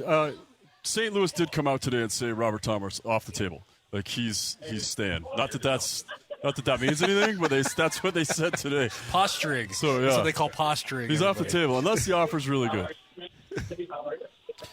So Vigo Bork goes to. Where did he end up Bork going? just went. He went to the Winnipeg Jets. Yeah. That was the 8th overall selection. Now, Cole, I also wanted to ask you, in terms of as the Mammoth go about building this roster, they obviously have been very judicious with. You already mentioned a bunch of the young prospects that are in the pool, and considering people crow all the time about TJ Ginla, Cole Boudoir, like all these guys. I think the Mammoth are going to be hard-pressed to say, hey, you can have some of those guys. They'd rather just deal with the draft pick side of things, I would imagine. Is that right? Yeah, I mean, if I had to guess which players are probably untouchable, it's probably Denoyer and Iginla. Okay. I think Baudouin is very good. Daniil Boot's very good. Dmitry Simashev is very good. But I think for the right price, for the right player, if the right deal came along, I don't know that they would necessarily say no on those. But, reports had indicated that when St. Louis was interested in moving Robert Thomas, St. Louis supposedly wanted one of either Iginla or Denoyer, and Utah was not willing to move off those players. Okay, fair enough. All right, Cole. Well, we will check in with you a little bit later. We are awaiting the 19th overall selection, where Utah is currently slated to select a player in that slot. But, hey, things happen. But I will also add this. Cole, I'll get you a quick thought on this. I appreciate the fact that the NHL is not afraid to announce trades right during the draft. I get sick of the NBA having guys walk out wearing hats that you know that they're never actually going to play for that team because they force them to do that. Really? Yeah. Hockey gets it right. Yeah. Hockey does a lot of things right. They do a lot of things better, and as long as the audience understands that, we're in a good spot. Yeah. All right, Cole, thanks. We'll check in with you a little bit later on, all right? All right, thanks, boys. Are we going to break? We can need a break. Well, I'm just surprised that Wyatt Cullen hasn't been drafted yet. Another kid with a pedigree, another kid that, unless I missed something and he already went, I had him going top 6. I don't believe he's Vigo going. Bork, he dropped a little bit. He's like a Braden Point. He's very good. He's already played a year in the SHL. Yeah. He had like a point and a half a game at the World Juniors. He's played, Is it Djurgårdens? Is that the? Yes. Okay. Yeah. And he had 15 points in 42 games there this year. He plays on the U20 team. He played in the World Championships. Okay, so he's got a ton of this experience. kid, he could potentially, he could see some time in the NHL this year. He's only 5'9". If he was 5 inches bigger, 4 inches bigger, he'd be a top pick in the draft, or top 3. He's really good. Sharks are picking again right now, and they could end up with somebody else that could make the roster this year. Yeah. Like if they maybe not defenseman. You think? Well, they need D. Well, I don't know. And I'm with Ben on this because I know Ben asked this question earlier. Why does it always feel like the Sharks are always at the top of the draft? They've done it. I mean, this is how everybody. Sooner or later, we're going to be saying, why are they at the top of the league? I know. Because Utah, San Jose, and Anaheim are the future of the West. It feels like it, yeah. Look back over the last 10 years and look who was drafted multiple times in the first round. It was Arizona. That's right. Yeah. And we're reaping the benefits of that. As I say, right now, considering we're looking at prospects pool-wise, the players that are already on this Mammoth roster, it's like, the crap they waded through in Arizona has paid off in spades. That sucks for those fans. They went through so much for 30 years. I mean, they had some good years, but for 30 years, and then we get the team, and it's just been awesome. Yeah. I don't know why they're complaining. We just win, and we have all these great kids and all this talent. Gustafson to Sharks? That's my guess. I thought you said it. All right. I said the pick is in, so they're walking. Well, I'll right take now. Gustafson. All right, let's see what we got. We'll keep you updated on that. It looks like Gary Bettman's making the announcement right now. The other thing about this is, you talk about the future of the West here, Kevin, is that it's really dependent on who you take and their development as they go through that. But you're right. These three franchises, Utah, San Jose, and Anaheim, seem to have hit on their A lot of home drives. runs. Yeah. We're not hitting singles here with No. these three teams. Yeah, so, all right, we had another selection. How much fun was that last year, though, by the way, to see Bennett Seneca, when he got drafted, just be completely surprised that he went third overall. Yeah, he was pretty good this year. And he's like, whoa. And, yeah, he was. 40-something goals? Yeah, he was amazing. And he didn't think he was going third overall. And he was projected like 15th. Yeah. Somebody do something. Oh, Keaton Verhoff. Oh, they took the kid from out of North Dakota. Can't go wrong. Kid. Can't go wrong with the Sioux.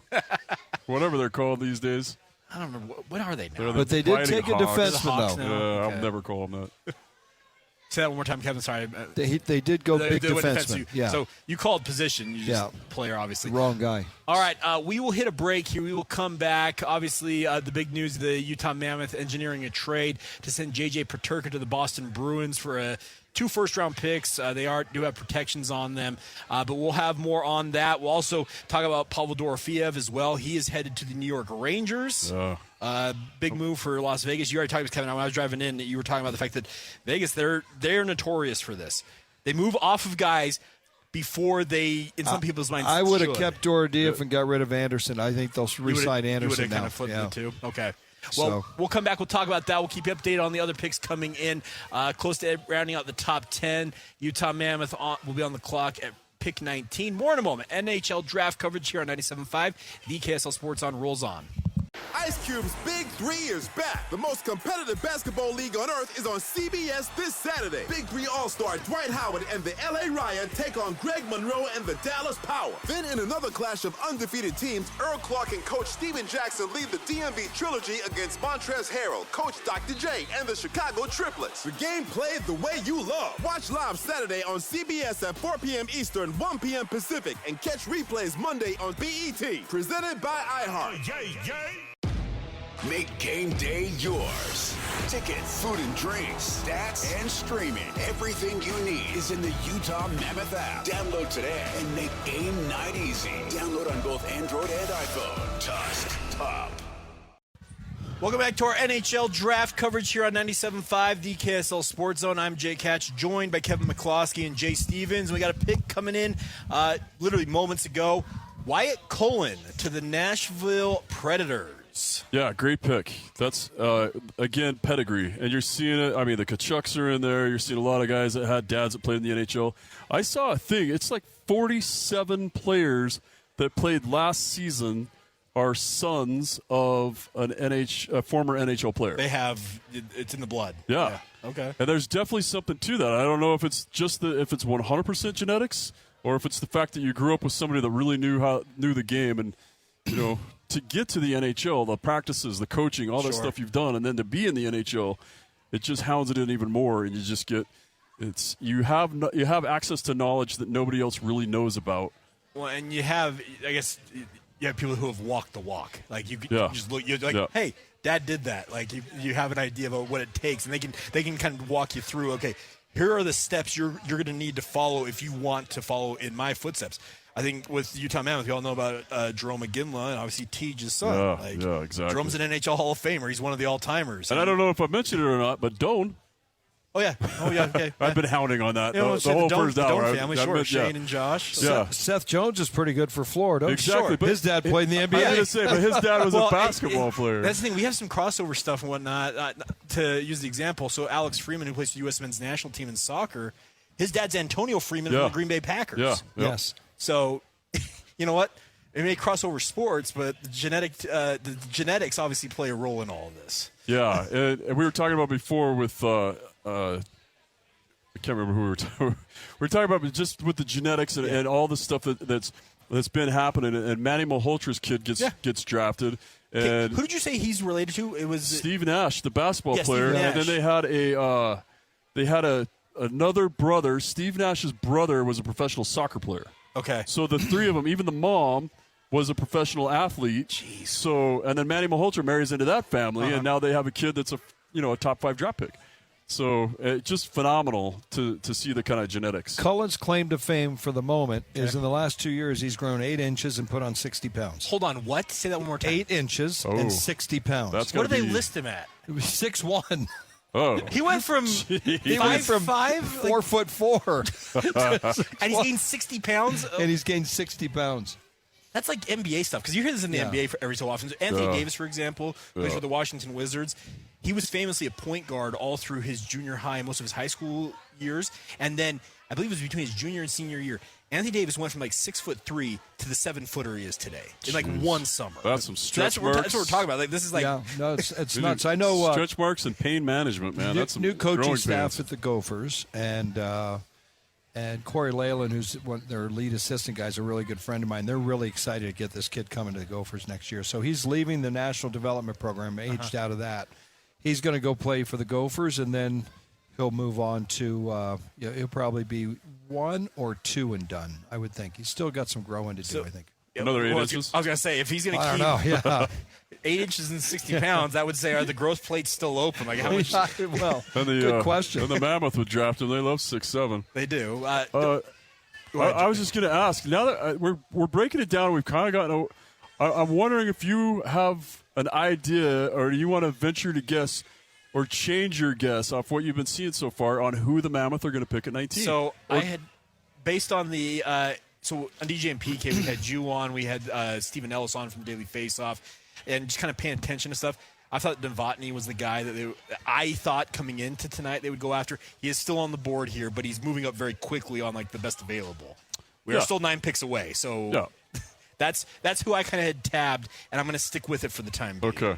Or do they make a trade? I still say that. Well, we already had the Peterka deal, which we feel like is a precursor. I think that's just more that's more of a dowry to give. Like, this is, give us a good player, we're going to give you this dowry of draft picks in the next 3 years, but we want a really good player in return, like a Dylan Larkin. I was going to say, is Larkin that guy? Because Larkin's going to cost the Mammoth a lot, but Larkin is one of the best players in the league. I was going to say. He's 29 years old. That's Connor not too old. Hellebuck.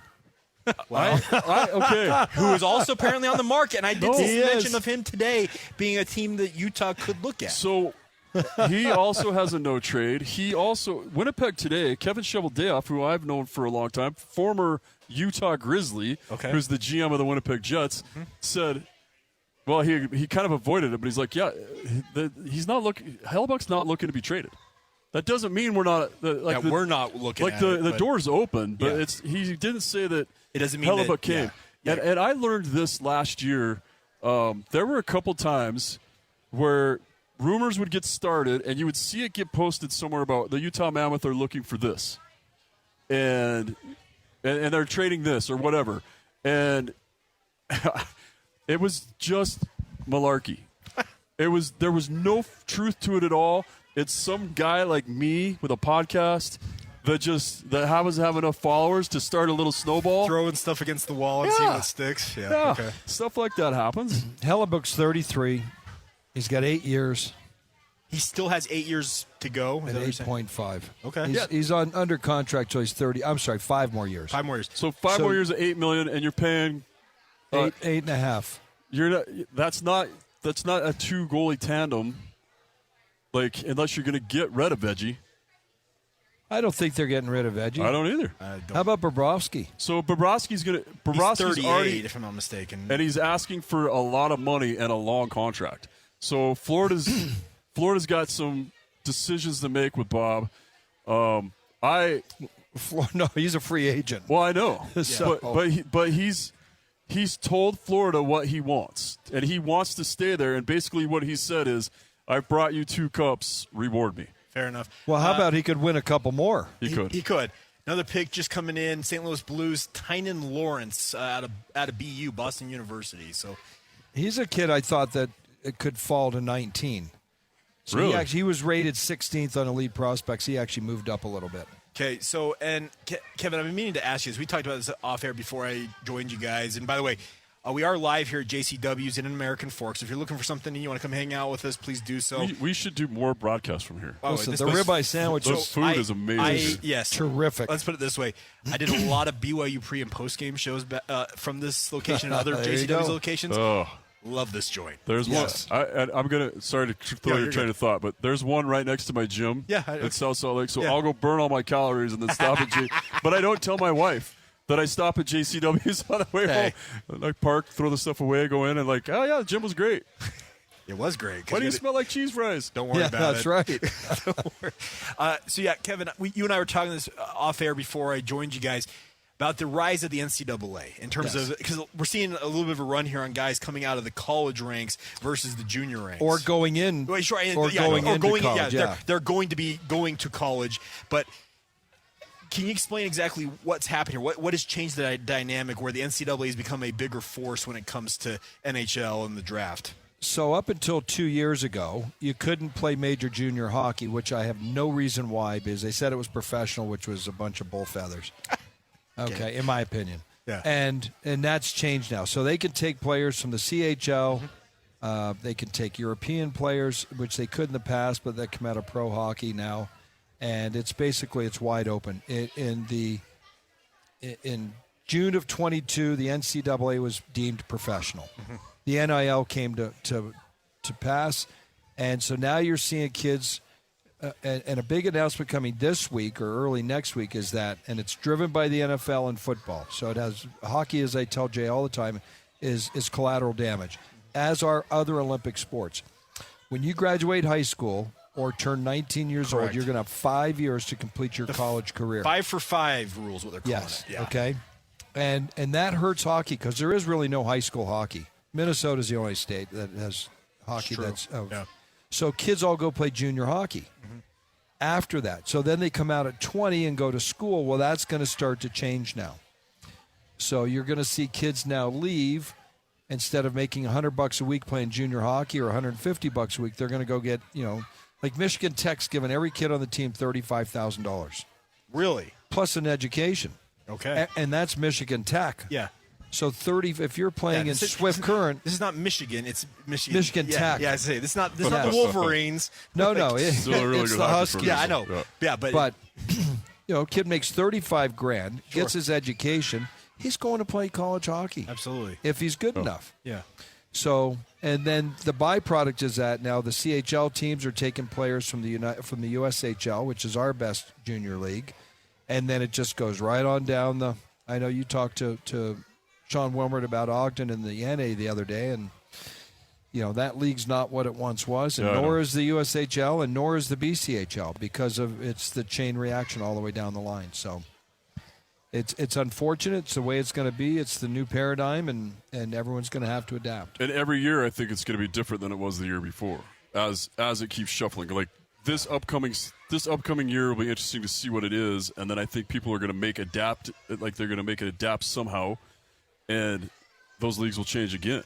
Like because the money's going to keep coming, the players are going to keep trying to figure out more, the agents are going to figure out more, the guys that get paid to just sit around and figure this stuff out are going to keep changing it until something really settles down. I think I think college football is going through the same thing. I think it's going to be 4 or 5 years. All college athletics is going through this right now. Because two to 3 years, and it'll be because this 5 for 5 thing will have settled out. If you just graduated from high school and you're a hockey player, your clock starts now. Yeah, correct. And this rule, by the way, it is going to allow any athlete, and this goes across all college sports, by the way, it's football, everywhere across the board, is you get a pick now. Either you can stay on your current clock in terms of if you're like a junior, you could say I have 2 more years. But when it goes into effect, you could be a junior, a true junior, and have an extra year. You do 2 more years. You can't. Because they're starting it when you enter high school. But that's with the 2027 class. The current college athletes are going to be able to elect to take extra years if they want. But to your point, starting next year, you have 5 years, and if you play 5 seasons, great. If you don't, you're going to have 8th graders taking gap years. New Jersey just took Alexander Command. I don't even have him on my sheet. That's the kid I was telling you about. Oh, okay.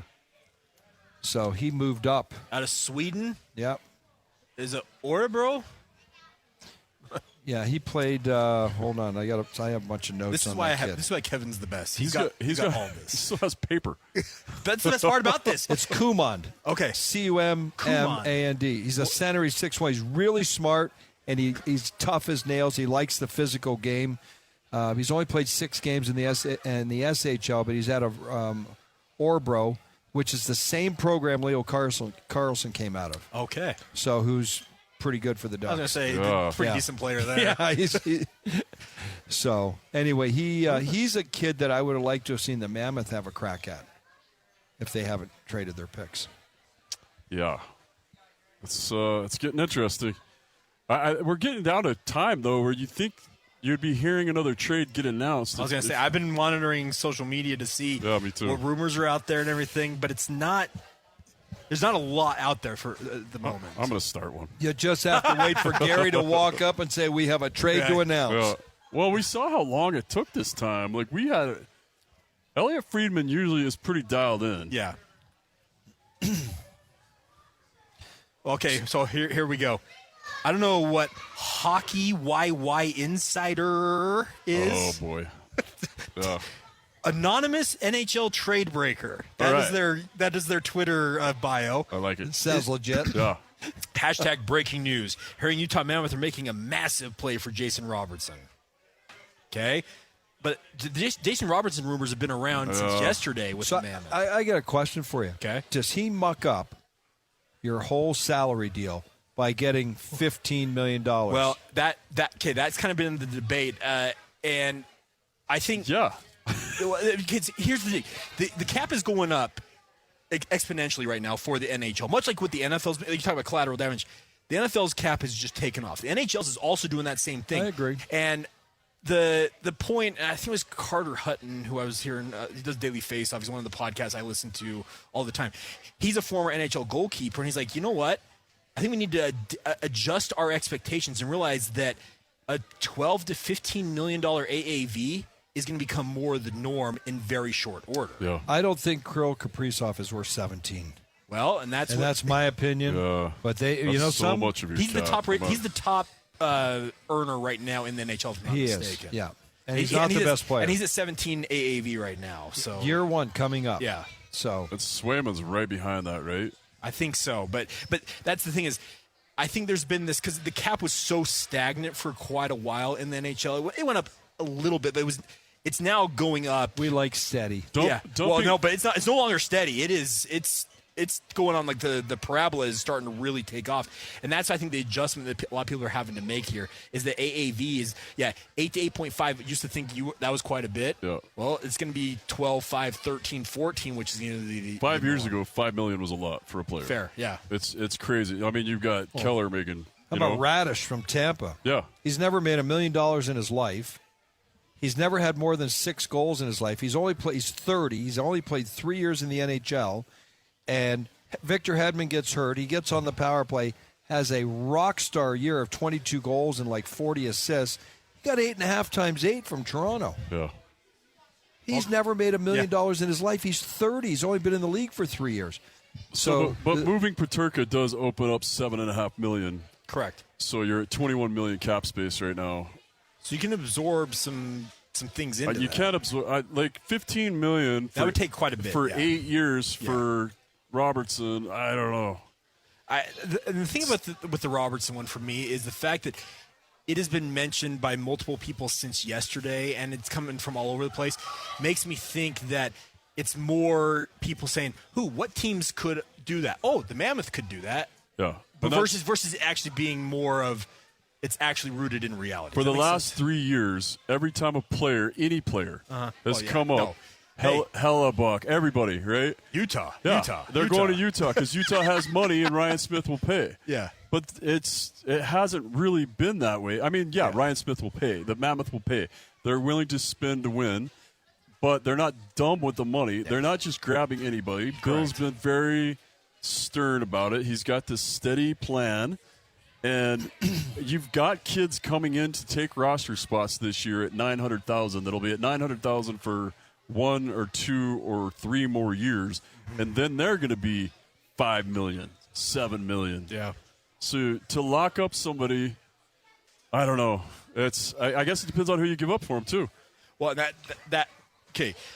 Think about this. I vividly remember when the Peterka deal went down. I'm like, okay, that was I thought that the Mammoth won that trade, but I think now, considering they've now moved on from him, Josh Doan did what he did in Buffalo.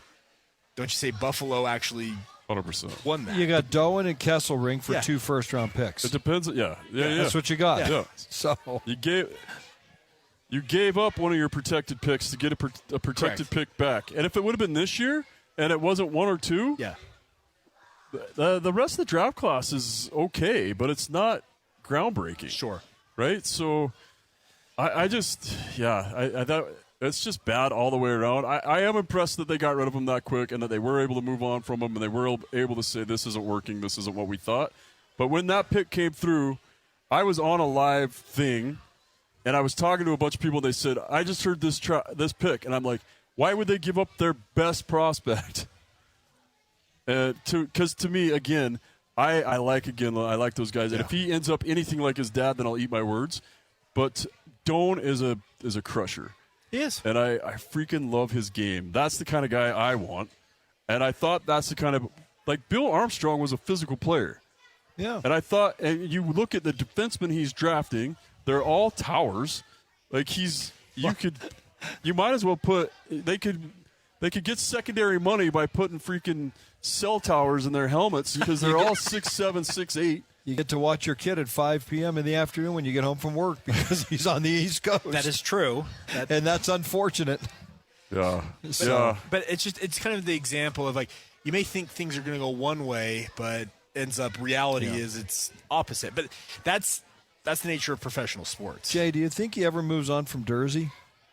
That's the one that keeps getting floated around too, right? About being traded. That was one of the things that came up in the Larkin trade or the Larkin possibility. He's got 2 years left at $6 million. I love Jersey 80% of the time, but I think they could move on from him. I honestly, when they traded Doan, it proved to me that they'll trade anybody. I agree with you on that. I was listening to Spit and Chicklets today, and they're like, "There's no loyalty. Everybody expects the players to be loyal." And they're like, "Oh, this guy demanded a trade. How come he's not loyal?" Because the teams aren't loyal. You got another pick coming in, the New York Islanders. Is it Malte Gustafsson? He's the 6'4" defenseman from Sweden. 6'4", okay. So how about tall defenseman? These teams, they want size if they can get it.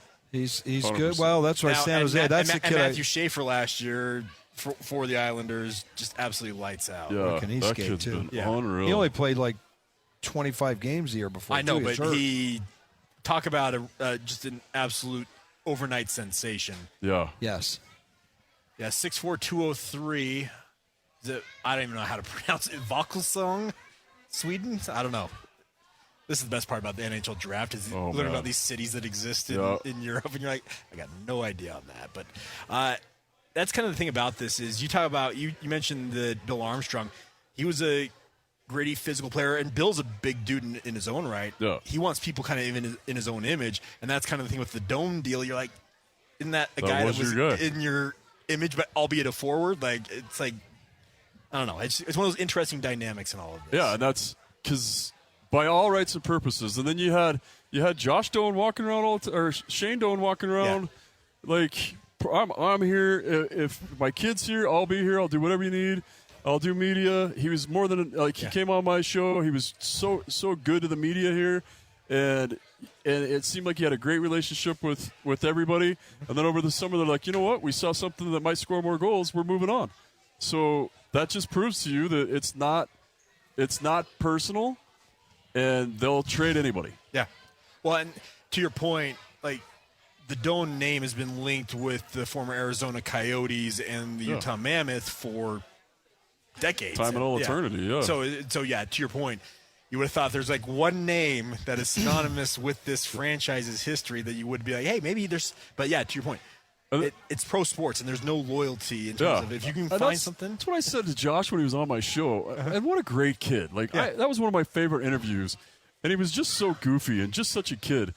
And I'm like, how cool is it that you're drafted and you got to play – well, one, you're one of the only kids ever to be drafted – and play one night a college game in that building, and then 3 nights later you're getting your NHL debut in the same building, and then to play where your dad played, so you have that part. Yeah. And then you take that whole team with you to Utah, and now it's your turn to put your, to build your legacy on that. Your dad's legacy's over there, so you're not stuck behind it. You can do your own thing. I have beat this horse to death. I'm sorry. Okay. I did not realize I had this much PTSD over that trade. Well, but don't we all kind of have some PTSD over it? I hope so. Because Peterka, I remember when they I'm like, German national team, goal scorer. He seemed like a tailor-made fit for what the Mammoth needed. JJ's become a whipping boy real quick. He has, but he'll do just fine. Yeah, he'll do great in Boston. And I know. So one of our producers, he's going to have 60 points at the KSL Sports Zone. Sean Croshaw, he's a huge Boston Bruins fan, and I'm sure he's ecstatic. He's like, Peterka, I'll take it. If he's sitting hearing me going, I don't want the kid. I didn't like him here. Could go the other way. I guess it could. He's going to get 60 points with Boston next year because Boston's a better system for him. And he's going to. I think he plays with Pasta, and that'll work. I saw some people immediately, by the way, when this trade went down, were saying, "Hey, you're going to get Pasta out of the deal in terms of getting him back," but obviously did not work out that way. That would have been amazing. That would have been fun. I absolutely love Pasta.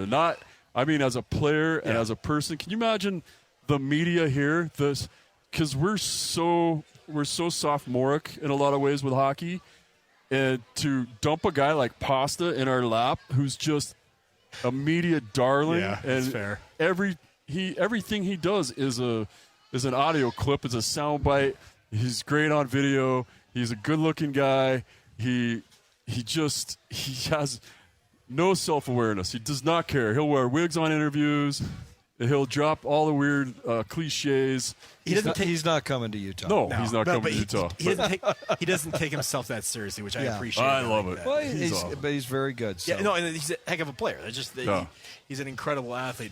Another pick. Columbus is up now. We're getting close. This is 14.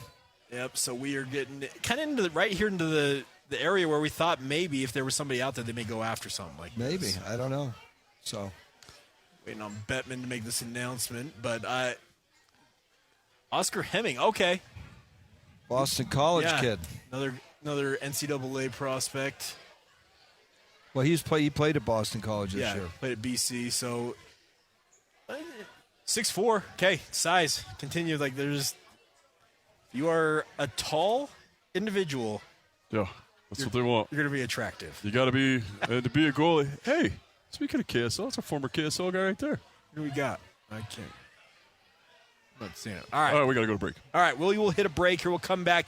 Keep you updated. Yeah, we are 5 picks away from the Utah Mammoth, assuming no moves are made between now and then, or the Mammoth move out of 19. But they have the 19th overall selection here. Coming out of this break, we're going to announce a big trade. There we go. I'm going to make it happen. You're manifesting it? Okay. All right. More in a moment. NHL draft coverage continues right here on 97.5, the KSL Sports Zone. The grill is shot. The chairs are held together by optimism. And what happened to the rug?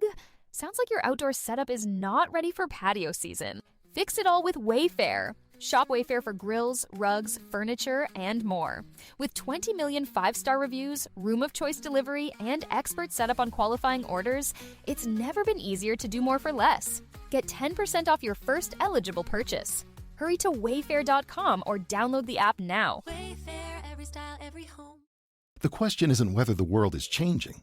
It's whether you'll be ready for it. At Arizona State University, your education is built around the careers of the future.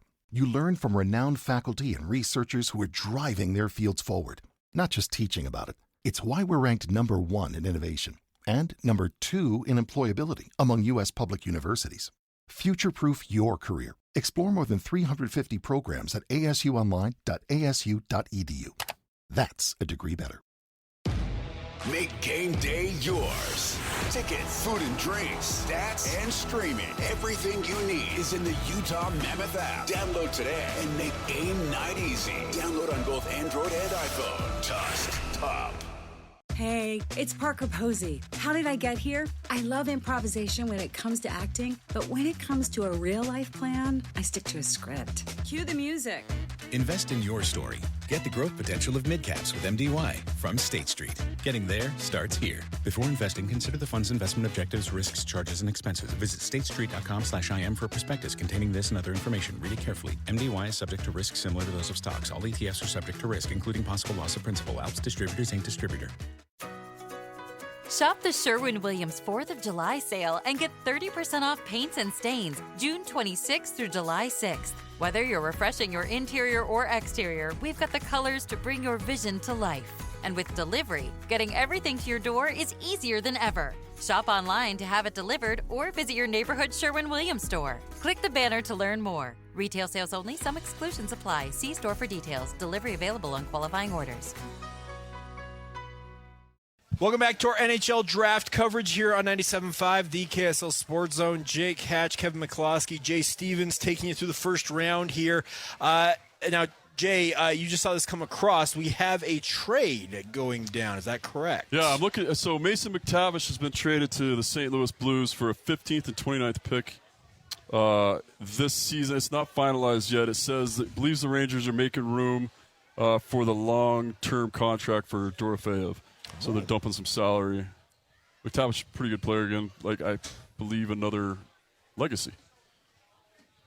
So, yeah, there you go. Kevin, any thoughts? You have to move. You have to move pieces to make room for the money. You got to clean up the books. Yeah, it's always crazy when it's the cash register was overflowing. It's a little more bare now. Yeah, like you. I mean, that's why Vegas hadn't had an opportunity to re-sign Dorofeyev. They're talking $10 million a year for him for 8 years. I don't know. It's going to be a lot. Yeah, it's going to be a lot. I would have tried to move Aiden Hill if anybody would have taken him. Yeah. That's 6.25, and they've got, 5 more years on that deal, but I don't think anybody would want him with an 85 save percentage. They'd have to retain a lot. Yes. I don't know. Did you guys saw the thing? I've never seen anything like it where they had the whole team was coming off. It was the first game back for Carter Hart, and they won.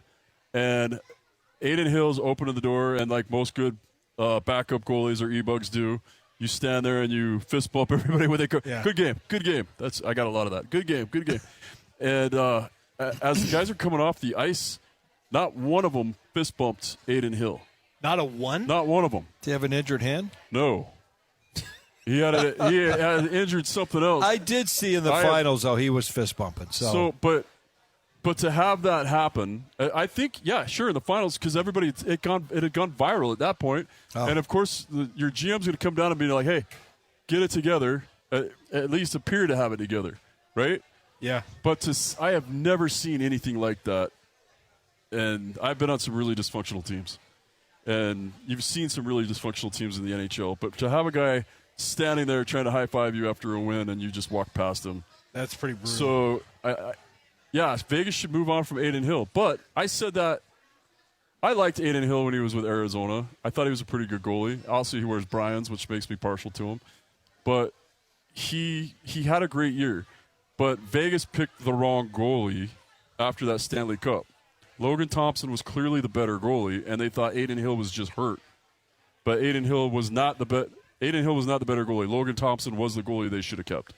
Hindsight's 20/20. Of course. He won a cup, they paid him, and now they can't get rid of him. Logan Thompson won the cup.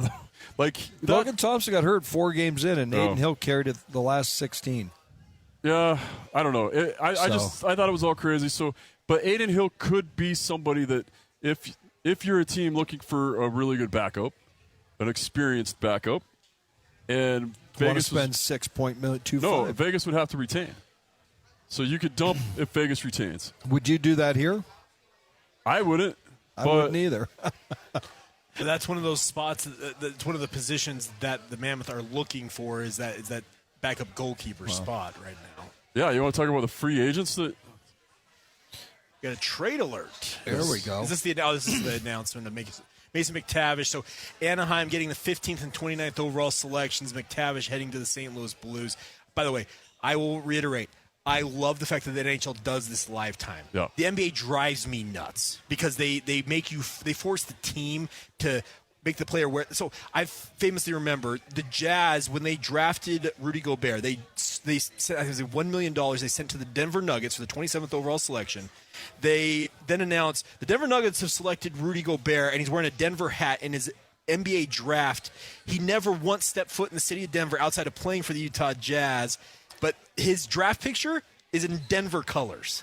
Yeah, just boggles my mind because they said, "Hey, but welcome." But I love the fact that they do this in live time. Personal opinion. It doesn't make sense to do it any other way. NHL does a lot of things right. I know, but I saw somebody. I think it was somebody on social media said the NFL and NHL drafts are the best drafts by far, and I got to agree. Like they do it the right way. Yeah. I don't watch any other drafts. I watched the NBA draft this year for the first time ever just because I wanted to see if we were getting the BYU kid or the other kid. Yeah. So it was a short TV show for you. I was going to say, you spent 7 minutes? 15 minutes on all told?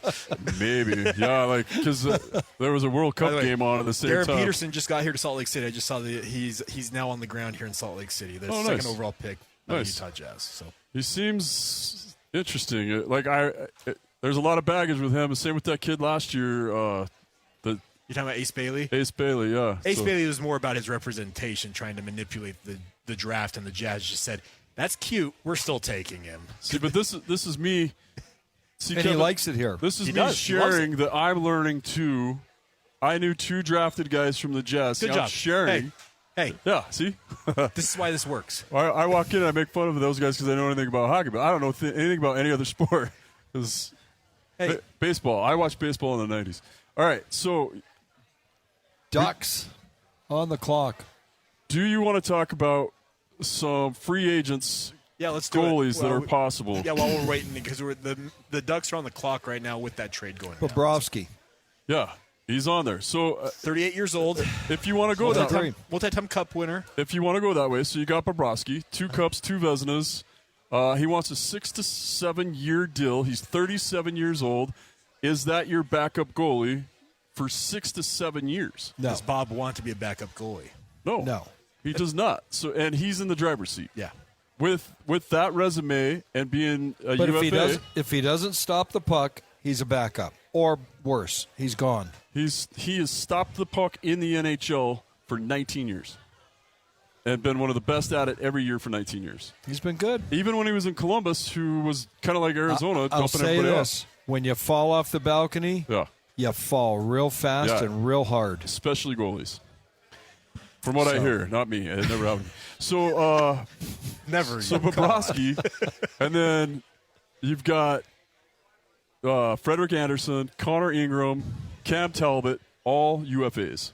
Okay. And so Ingram, no. Obviously Talbot, not. how old's Talbot now? 35? 36, I think. Okay, no. So I said this before on my show, and I say a lot of emails, probably 5 or 6 emails really tearing into me about this. But when Connor Ingram came in and he went into the program, and they helped him through the program, and then he had a decent half year, and then as the pressure built up, he went back into the program. And for anxiety, and I know his mom died. I know there was a lot of stuff that went with it, but that's part of being in the NHL as a goaltender is handling that pressure. And 2 separate times he was missing games. I don't want to be rude. No, be rude. But Xander Schauffele, his dad died, and he played the same night. Right. There's a kid named Clayton Keller. Yeah, that's right. So that's a much closer to home. Not to interrupt, the Anaheim Ducks take Nikita Klepov. Coming from the junior ranks, he is from Florida. I think is what they said. He's from Florida, but he played up in Canada in the junior hockey. Yeah, not much junior hockey in Florida. I'm saying like he's from the States, but he played his junior hockey up in the Great White North, as they say. Saginaw Spirit, 97 points. Deerfield Beach, Florida. There you go. So I used to play Deer Creek Country Club 6 days a week in my off season when I was playing pro in the late 70s. My mom and dad lived about 8 miles from there. There you go. Spent a lot of time in Deerfield Beach. So there you go. That's one of the 2 picks that the Ducks acquired by sending Mason McTavish to the St. Louis Blues.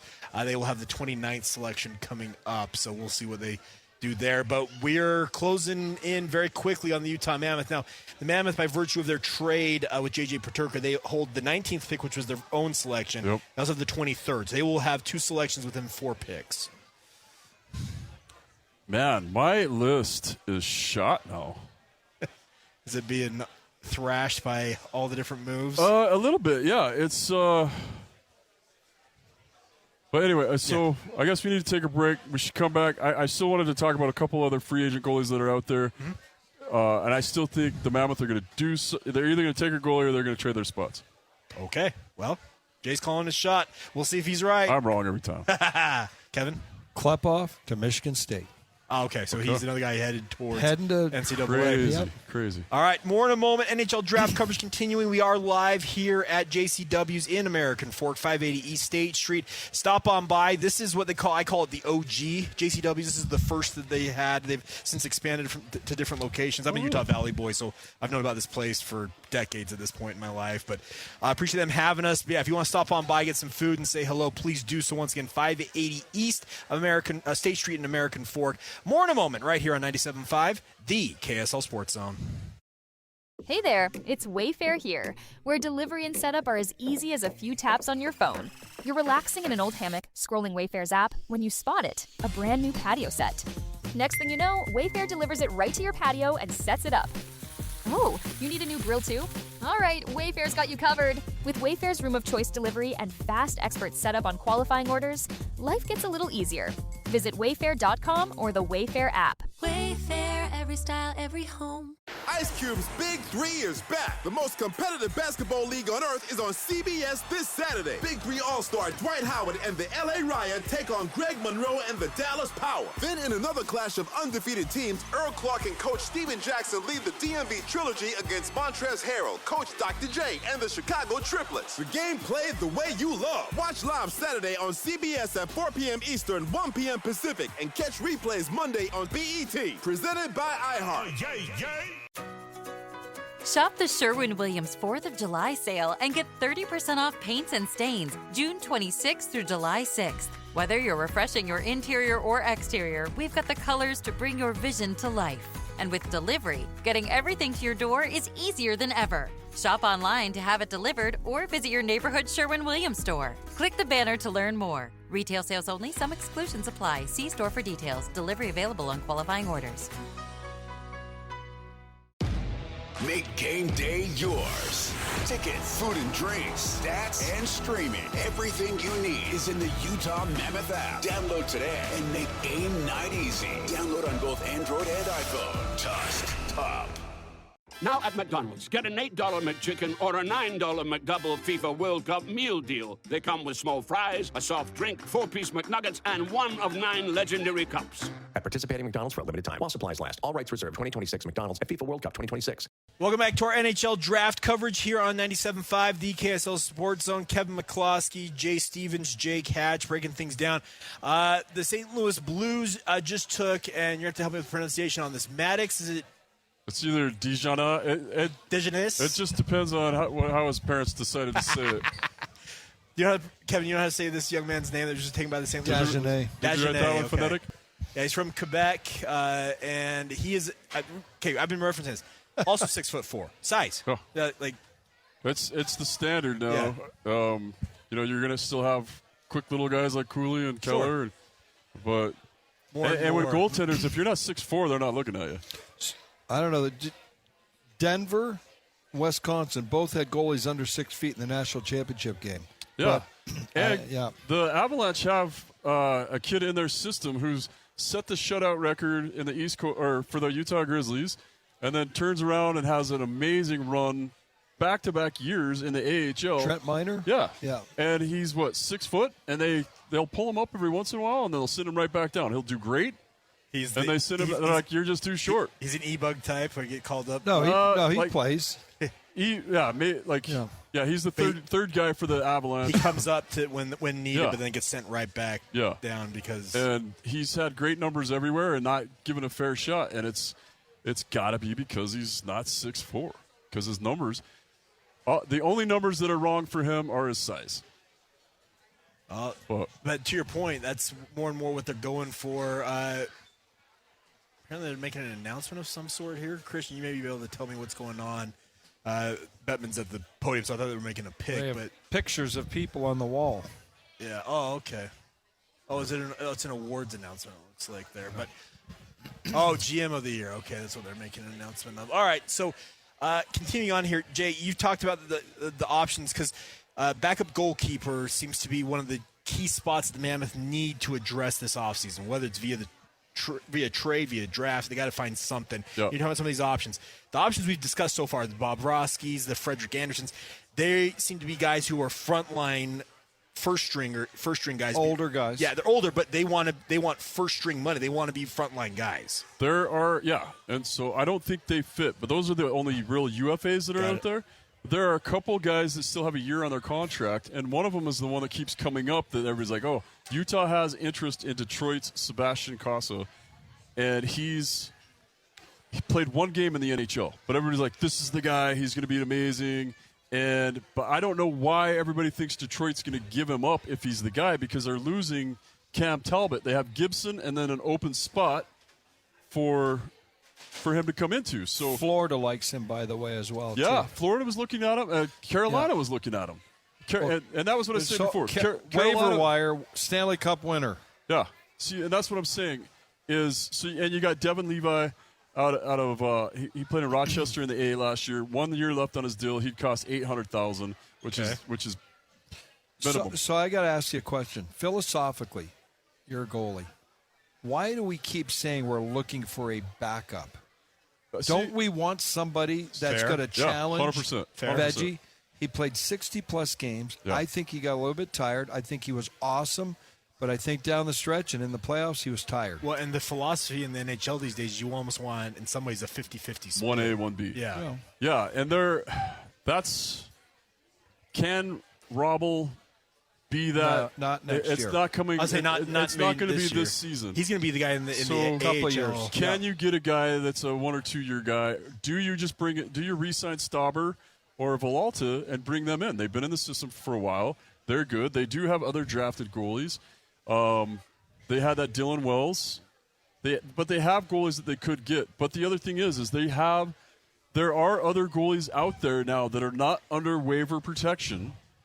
So when they get pulled up at the beginning of the year and they play their stuff and then they get sent back down, they'll have to go through waivers. And there are 3 or 4 goalies in the same category as this Sebastian Cossa that have had standout years in the A, and they're not under waiver protection.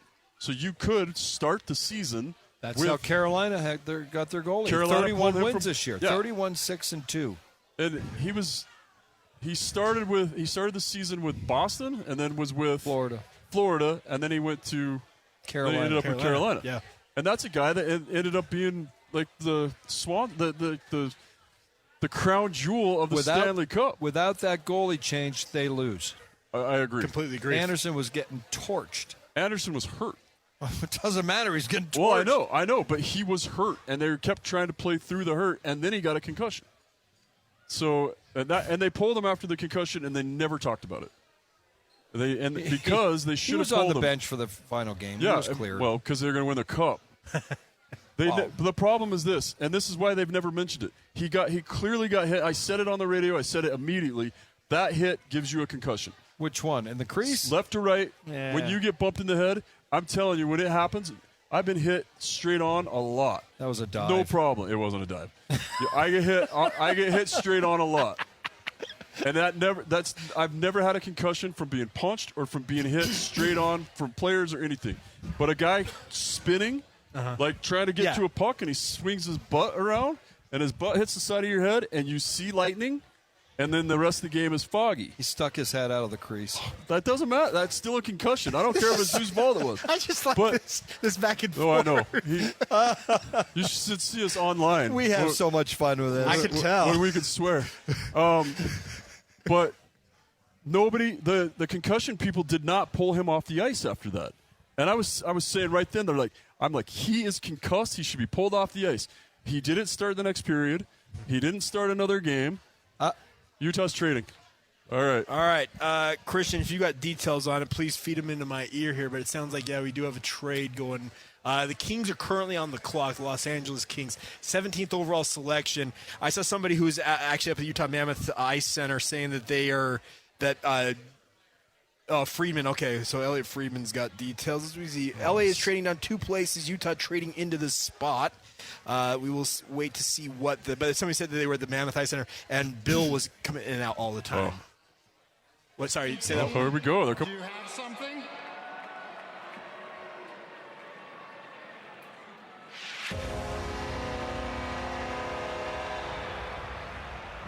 The Los Angeles Kings trade pick number 17 in this year's draft to the Utah Mammoth in exchange for picks 19 and 83 in this year's draft.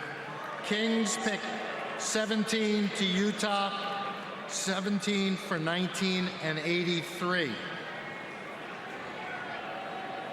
By going down 2 spots. Obviously, Utah. All right, so there you go. Who do they want? So trading their 19th pick. So the Mammoth still holding that 23rd pick that they acquired earlier tonight in the Peterka deal. So they still have the 2 first-round picks. They're moving up 2 slots here. They give up an 83. Yeah, and they give up an 83 as a third-rounder. Which they don't need, yeah. So that you're moving up 2 slots. LA drops 2 slots. Makes me wonder who they on this board that they are saying, hey, this is our time to move. I am digging through this. Who stands out? Who fits? Who's the best available player right now? There's 10 guys at the list right now. I know, but like I told you guys, when I coming in tonight, I thought Novotny was going to be the dude, but do you have to make that move right now to move up? Because he was being projected kind of in that 19 to 25 range coming in tonight, if I recall correctly. So, one of these interesting dynamics with. I'm looking. If you're watching on a live stream, by the way, Jay is like just combing through. I'm looking at my phone. I'm going through every list I've got, and I'm like, why would you move up 2 spots? The last time I saw the LA Kings move 2 spots is when they moved up 2 spots to grab Trevor Lewis, 16th overall. The Utah native himself. But that might have been the last time I watched the draft. Well, scouting director Daryl Plandowski likes something here and sees something, and they're hearing something. Yeah. So for an 83rd pick in the draft tomorrow, who picks 18th? Who? 18. Because it's Washington. It's the Caps. It's obviously not somebody that. They must have talked to the Kings. The Kings don't want whoever they're going for. Yeah, the Capitals are at 18. But the Caps would take it. You're trying to jump in front of Washington. Caps love physical players. And by the way, the Caps have been making some moves of late. Yeah, they've done a really good job. So, yeah, and you're right. They do like physical, kind of rugged players. I'm seeing people mentioning Belchetz. I think when I've seen mentioned on social media here. Let's see. This is the part about trying to figure out what's going on. It's so much easier to guess when you're in the top 10. Well, it is, but that's the nice part about where the Mammoth are now. They're rising right now, and that's why they're further down in the draft because they made the playoffs. Like that's the goal is to be 32nd. Yeah, exactly. Yeah, you want to hoist the cup. You want to be the last one. Like that's the thing. So you kind of. This is the first time in Utah history to not be in a top 10 pick. That's a good point. I hadn't even thought about that. That's true, That's fun when you've only got 2 years of history. I know what I was saying, but I'm saying, like... it makes you look like you can say real hyperbole like that. Ethan Belchetz, did we just... that's what I saw mentioned on social media. 6'4". Going to the podium. All right, let's throw it out to the podium. Here you go. Before making the 17th pick, we want to once again thank the 2026 Blackstone Valley hockey team for being here tonight.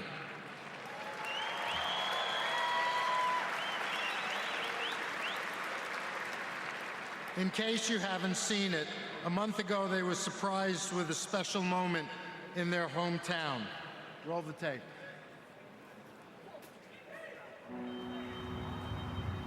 So before I get started, one thing I want you to know is... All right.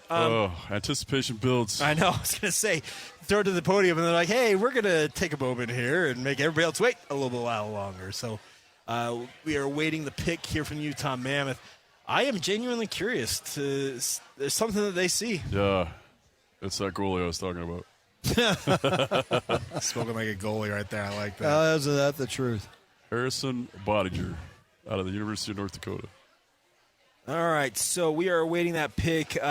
Now, as I mentioned, the Utah Mammoth still do have the 2 first-round picks. So he's 17. They still hold the 23rd pick from the Peterka. trade earlier this evening. They also got a 2028 top 10 protected pick as well in that Peterka deal from Boston. So they got the 2 first-round picks out of it. They'll make one of those tonight. So very interested to see what they do here, because they made one move. Do they make more? Yeah. This has got to be Ethan Belchetz. He's fallen. That's what I'm saying. Fallen out. People are kind of they're looking at players who, based on 6'5", projections, 230. Okay, well, 100 points. Hey, I'm sorry, 34 goals. Okay, well, yeah. So size, production, needs to improve his skating. Okay, but he's he's a draft. He's getting better. I mean, you think about that. You got long legs like that at 18 years old. You have to grow into your stride. It's very, very important. And as a guy that I don't skate well myself, I totally get it. All right, let's throw it out to the podium here. Here we go. Coach Labrizzi, you're up.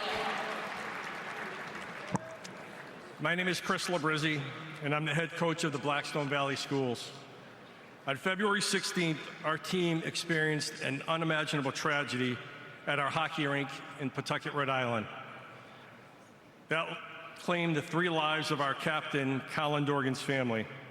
The pain of that day is something none of us will ever forget. And yet, through heartbreak and grief, our team persevered and went on to win the state championship.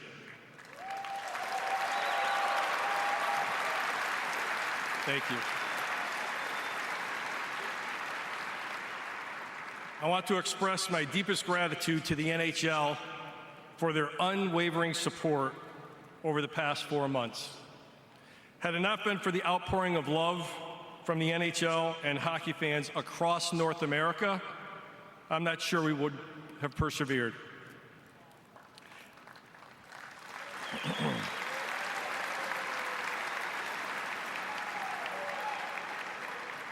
Hockey is a family, and this family showed up for us in the most profound way. I also want to extend heartfelt thanks to the Utah Mammoth, the New York Rangers, the Vegas Golden Knights, the Boston Bruins. To all the teams, thank you for the love and empathy that you have shown us since February 16th. It has meant the world to us.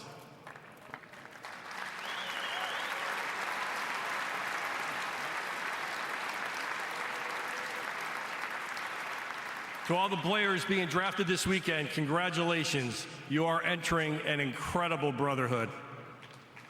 And to the people of Buffalo, thank you for your hospitality this weekend. You've been amazing.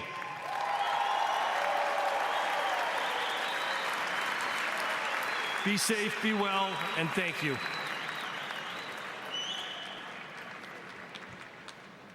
With the 17th overall selection in the 2026 NHL Draft, the Utah Mammoth are proud to select from the Windsor Spitfires, Ethan Belchetz. So there we go. Okay, so a player that I see ranked as high as 10 and as low as 20, but you're right. Like you were saying, Kevin, he's a big kid. 6'5", 229 goals. Left winger out of Windsor. And he's going to Michigan State. He's the third kid going to Michigan State. Spartans loading up here. Look at this. Oh, boy, oh, boy. Not everybody can get into North Dakota. So they got to end up somewhere, right?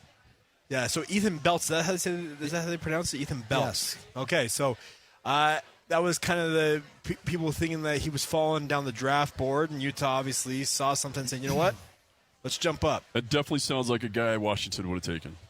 Well, I say 6'5", 230. And He could play on the other side from Tom Wilson. I was going to say. Lefty-righty. And see, that's what we need. Like, that's what... I agree with that. A Tom Wilson type. But everybody needs that, right? Like, sure, everybody needs that. But every Utah team wants Tom Wilson. Yeah, everybody. But Utah lacks... Like, McBain, I thought, was picking up his game. Krause was definitely picking up his game. But this is a kid, I keep saying that Gabe Smith's going to come in and Cole Baudouin's going to come in, and they're going to start throwing their body around. But here's another big body. He's going to take a couple years, at least one or two to with his to develop. size and skating needs to improve. Yeah. You look at him maybe being 2 years there. Yeah.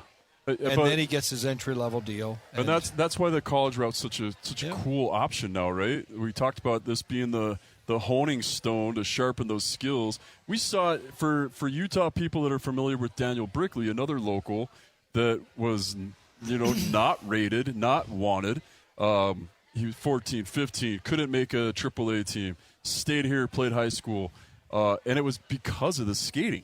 Like, he had the body, he was ready, he was a big boy, goes to college, has 4 amazing years of college, and literally had the pick of whatever NHL team he wanted. It didn't end up working out. He went to the LA Kings. He played some games for the Kings, but it took that long for him to mature skating wise. And man, now when he skates, you can hear him coming down the rink. He's so strong. So knock the blockbuster trade we thought with the 2 first-round picks. They give up the 83rd pick along with their 19 to move up. So they really are in the same position they were, and they drafted. Yeah. Not what I was expecting at all. Me either. I agree with you. I'm excited about it. Like they're interviewing him now. I wonder if I get a shot at him tomorrow. I guess it'll be during the dev camp, but I can't wait to interview him and see what he's saying. And it's fun to interview these kids that had no idea where Utah was 3 years ago. you know, Christian, if we are early enough into this, let's actually throw it out and see if we can hear a little bit from him. Thank you very much. Oh, so we picked it up right as he was wrapping up. My bad. That's on me for trying to produce on Maybe air. we could get him on the phone. Yeah, we'll see what we can do. We will work on that, obviously. Okay. But I'm telling you, 6'5", 230.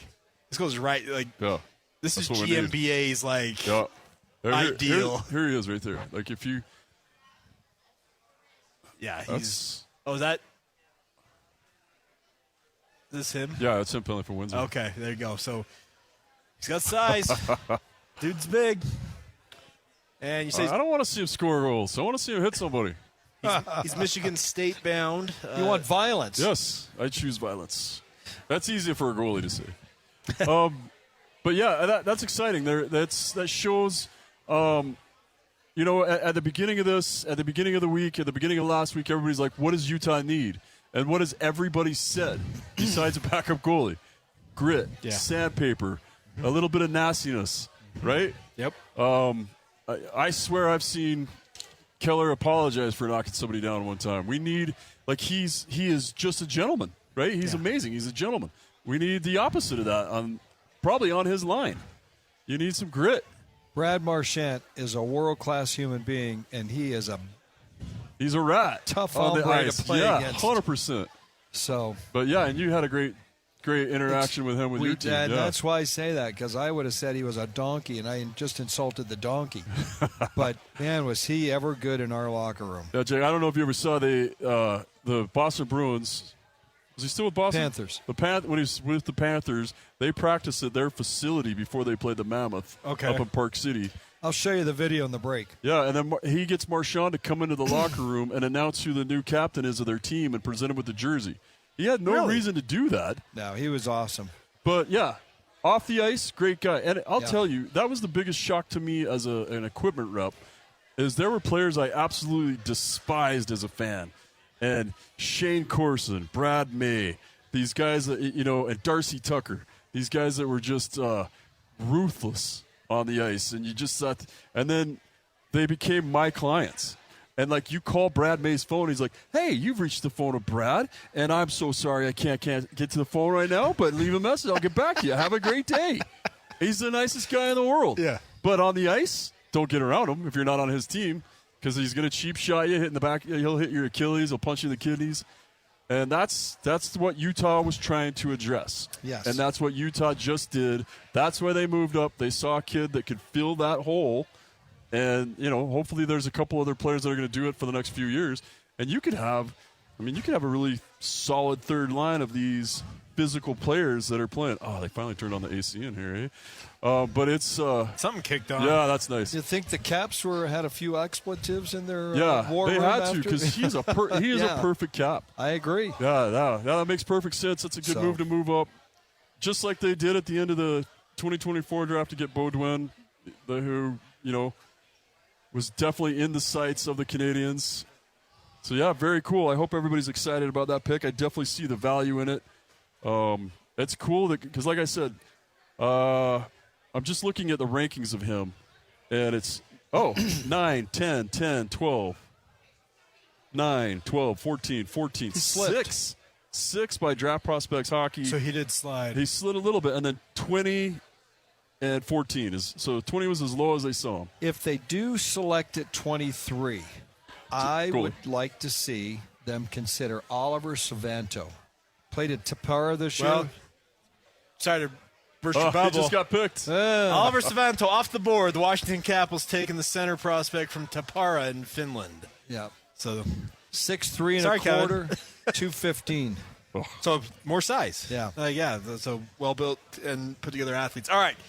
So there you go. The Ethan Belch. Is that how so he goes to the 17th overall to the Utah Mammoth. Mammoth still hold the 23rd overall selection by virtue of their trade earlier tonight to send J.J. Peterka to the Boston Bruins. So we will await that and see what happens on that front. But more in a moment. NHL draft coverage continues on. We are live here at JCW's in American Fork, 580 East State Street. We'd love for you guys to stop on by, say hello, get some food. Obviously, they are fantastic for hosting us and appreciate them doing that. More in a moment right here on 97.5, the KSL Sports Zone. Ice Cube's Big 3 is back. The most competitive basketball league on earth is on CBS this Saturday. Big 3 All-Star Dwight Howard and the LA Riot take on Greg Monroe and the Dallas Power. Then in another clash of undefeated teams, Earl Clark and Coach Steven Jackson lead the DMV Trilogy against Montrezl Harrell, Coach Dr. J, and the Chicago Triplets. The game played the way you love. Watch live Saturday on CBS at 4 p.m. Eastern, 1 p.m. Pacific, and catch replays Monday on BET. Presented by iHeart. Make game day yours. Tickets, food and drinks, stats, and streaming. Everything you need is in the Utah Mammoth app. Download today and make game night easy. Download on both Android and iPhone. Tusk Top. This one's for all my TV lovers. My Entertainment from DirecTV gets you 60-plus channels and Disney Plus, Hulu, and HBO Max all in one pack. But here's the thing. With so much great TV in My Entertainment, you're going to want to talk about everything you've been watching. Just remember that your friends might not be as well watched as you. Don't be a spoiler and encourage them to get My Entertainment for just $34.99 a month. Go to directtv.com/genre packs and sign up today.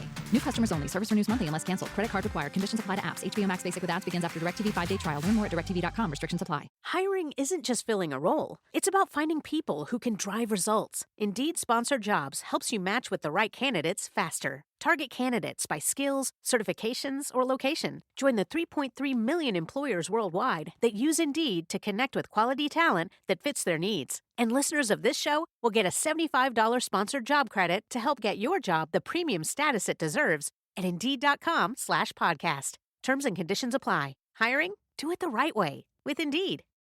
Welcome back to our NHL draft coverage here on 97.5, the KSL Sports Zone. We are very proud to be the exclusive radio home of the Utah Mammoth. The Mammoth just taking Ethan Belchetz after moving up 2 spots in the first round of the NHL draft. They did trade a third-round pick as well as their 19th overall selection to move into that slot, but they obviously saw something, decided to make that move up. Now, they still hold the 23rd overall selection. Christian Esparza, our ace producer, does a great job on all this stuff. He actually recorded the interview that Belch did there in Buffalo on ESPN. So let's let you hear what he had to say about him being picked by the Utah Mammoth. Here you go. Ethan, congratulations. Utah trading up in order to grab you. And I'm just thinking, your parents are both in the medical profession. Your dad's a doctor, your mom is an MRI tech. Are they going to be okay with you not going into medicine and going into the NHL? Yeah, I think they'll be all right with it. Yeah, I have no doubt about that. Now, Ethan, one of the things about this season in Windsor, it was a little bit of an up and down. You had an injury that ended your year. You faced some adversity. How do you think that's going to help you as you head into the show? Yeah, for sure. Through your career, you're going to go through ups and downs, and going through those experiences when you're young teach you a lot. So, I came back stronger and feeling a lot better going into next year. Matthew Schaefer's been all over here tonight. I know he's a buddy of yours. You guys work out together. Did he give you any guidance in how to handle your draft year and going forward? Yeah, for sure. We talk a lot over the year, and he's one of my best buddies, and he's given me a lot of advice and how to deal with this and going into next year for sure. Well, congratulations, Ethan. Utah's lucky to have you. Thank you very much. All right, Jay. Ethan Belchetz. Belchetz. Yeah. Okay, so it is Belchetz. They pronounced it wrong. I just pulled. Because I thought it was Belchetz. The way it's spelled, you're like, isn't Belchetz? But there's a Belts. I pulled up game tape, and that's where their PA guy was saying it. But that doesn't mean it's right. Well, all right. So now I'm kind of I searched out his name just to see what people are saying about this. This comes from May, and oh yeah, he got some grit. Oh yeah, dude, he's got. Oh. That's power. Wow. Let me see. That right fist is... I got a fight tape of him. Holy cow, this kid's exactly... He uses that 6'5", 230-pound frame well. The other guy's about 5'11". I know, but still. He's smart, too. He picks his right battle. He's raining haymakers down on that dude. If I was 6'5", I'd just pick 5'5" guys to fight all the time, too. So I'm seeing one comparison here between Belchetz to Porter Martone. Oh, okay. That's who I thought the Utah Hockey Club should draft 2 years ago. They point out Porter Martone is 6'3" versus 6'5" here for Belchetz, but both spent their draft year in the OHL. Both Michigan State guys, both are considered pretty gritty forward types. So, yeah, it's weird to compare him to another guy that hasn't played in the NHL yet. I'd like to see who they're comparing him to. Like, if you could get a Tom Wilson comparison, sure, but. God, he's a big boy. How about Blake Wheeler? All right. Really? Who's okay? He's that skilled? I'm the messenger. Okay. Well, no, I wanted it. I'm seeing what you're reading now, and that Blake Wheeler was a really skilled kid. Like he wasn't as scored a lot of points. Yeah, too. He wasn't a grit player. He wasn't super physical. No, but he had a couple fights. Yeah, we got guys that have a couple fights. I want a guy that. Another Tom Wilson projection on him says they project him as a middle six winger.